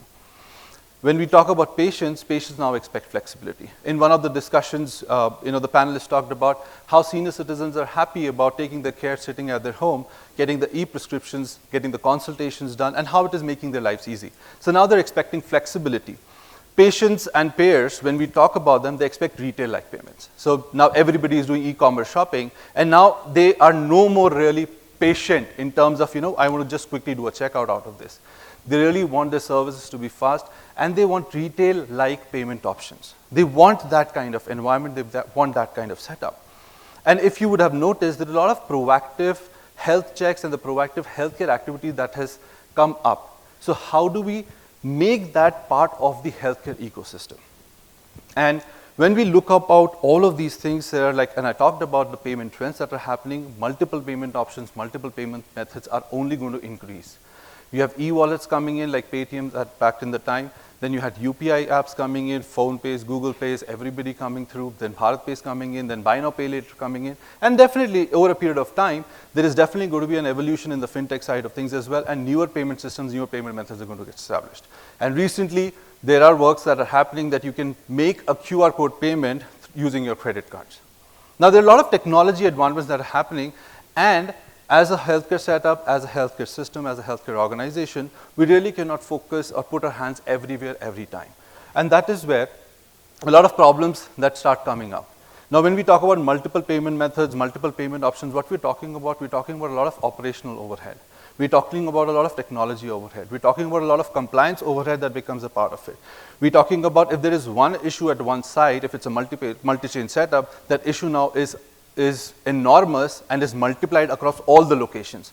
And now you have your teams running out of different places and trying to figure out what is the problem, what is the issue, how do we solve it. And now you're talking to multiple people, multiple vendors as part of your ecosystem and trying to identify where the real problem is. So there are a lot of hassles, operational overheads, and what we are really going to look at from a perspective for a hospital, for a healthcare system. Now this is an omni-channel platform for payments. Why can't we have omni-channel platforms across in different modules so that as a healthcare system, as a hospital, I just have to engage in one platform and I can deal with multiple other things. I don't have to take the operational overhead, I don't have to take the compliance overhead, I don't have to take the technology overhead on my side to do and maintain all of these things. So what does this omni-channel payment platform look like? Cellucro as a platform sits in the middle, and all payment systems, all payment methods that you can think about today and in the future are integrated, readily available to you on this platform. Now, how does the system really work for you? You have a cashier or you have a patient walking into the hospital. They don't know who Cellucro is, they don't know what is there. They only know that the cashier is collecting payment. But for the cashier or from any place that you're collecting payments, be it your mobile app, be it your website, be it your payment link, be it your HIS or an EHR system, the Cellucro platform sits tight within all these places. And now what you're getting is, you're getting all the payments, all the information from a single system, from an omni-channel system. You can have 10 different payment methods available for a patient to make a payment, online payment, offline payments, UPI payments, credit card payments. You can have n number of payment methods, even buy now, pay laters. Now you don't have to review and look at different portals, different websites, figure out what happened with my transactions, and at the same time, maintain 10 different integrations for you. So you have a proper flow that is happening, multiple payment methods you have accessibility to, the data of these payment methods flowing back into your system, maintaining the compliances as part of your solution, and delivering the right information back into your EHR HI system, which is your source of truth. And this is the place where you all want that your data should reside, be it any kind of data, so that you can maintain the integrity of the entire system, maintain the integrity of the data. So these are the different benefits that you will derive out of a solution like an omni-channel payment platform. One integration that you have to worry about, one partner, one vendor that you have to worry about. You can enable multiple payment options in there. You don't have to worry about the compliances. You don't have to worry about the security of the system. And having said all of that, the front-end side of it, which involves your integrations, the middleware side of it, which involves your operations, the back-end side of it, which involves your accounting team and your reconciliation teams, it takes care of all of these three segments. It's a total end-to-end payment system that takes care of all these three sections, all of these segments, so that it eases your work at least on one side of the things. I cannot really comment on the other platforms, the other peripherals that you have integration on it, but at least one thing you have to worry less about. So as part of this, what we're really talking about is affordability and accessibility, making that entire ecosystem. Now you have less manual errors, you have less efficiency in the system, your operations become better. With all of these things coming in, with these digitization coming in, with these automation coming in, the costs start reducing. The human cost, the human intervention costs start reducing. And what now you have a system which is digitized within your own system and can communicate across different channels. That's where you're bringing in. Now, bringing in things like, okay, you know what, there is a huge surgery cost that somebody has to pay for. Can that be financed? Can their healthcare be financed? Bringing those kind of technologies in. A system like a buy now, pay later that I talked about, or converting a big surgery amount or converting an IP amount into smaller chunks of amounts, can that be made available? Something similar to when you're buying something online, which is expensive, and then you have to break it into smaller pieces of amount that you can pay every month. Can we bring something like that in the system? So that is where this whole system and this whole solution comes together, where you get different interfaces, where you get different platforms as part of a singular omni-channel platform. Now, how do we put it all together? We've seen in the healthcare and the hospital side of things that we have remote systems being integrated, we have devices being integrated, we have analytics being integrated. There's one piece, which is the payments piece, which is most important as part of the entire cycle of the hospital revenue cycle management. That piece most of the times is not truly integrated. And what Cellucro as a platform does is it brings that true integration into your systems, into your platforms, where you can talk to the systems with respect to the payment methods as well. As a company, a quick overview about us. We started back in 2004 in the United States. It's been 18 years that we've been operating across multiple geographies, not just in US. We're live in US, we're live in India, we're live in UAE, we're live in UK, we're live in Canada. We recently went live two weeks back in Kenya, Aga Khan University Hospital. In India, we're approximately live at about 75 plus sites, multiple chain hospitals, multiple groups we're live with. hospitals like Manipal Hospitals, Rainbow Children's Hospital, Global Hospital Group, multiple hospitals, Cloud9, one of the chairmen who was presenting today, the different panelists also who were there today. The hospitals are already live through our platform, and we've been serving them for multiple years now. So a platform, a solution, a system that truly works with you as a partner, as a technology system, is something that we have built over these years and have understood what are the nitty-gritties of a specific region or specific geography and what the solution is really required. So that's a quick overview about the company. And I would like to end with the same statement: healthcare is complex. Patient payments and billing don't have to be. So that's a quick info about the company, about the solution. Thank you for hearing me out. Any questions, anything that you would like to ask me, I'm available right now. Or you can scan the QR code. You'll be connected with me on LinkedIn. So happy to answer anything if anybody has a question.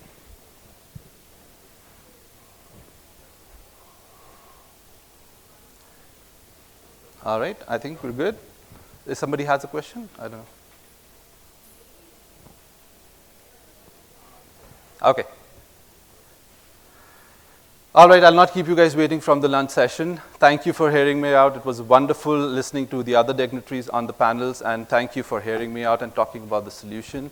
We're here today, and if you still want to connect, get connected. I've met the other members as well today. But here are my details. Oh, you moved it away? Fine. So I'm still here, and my colleague Manikandan is also here. If you would like to get connected, we're here, and we can talk about how we can implement the solution for your healthcare system.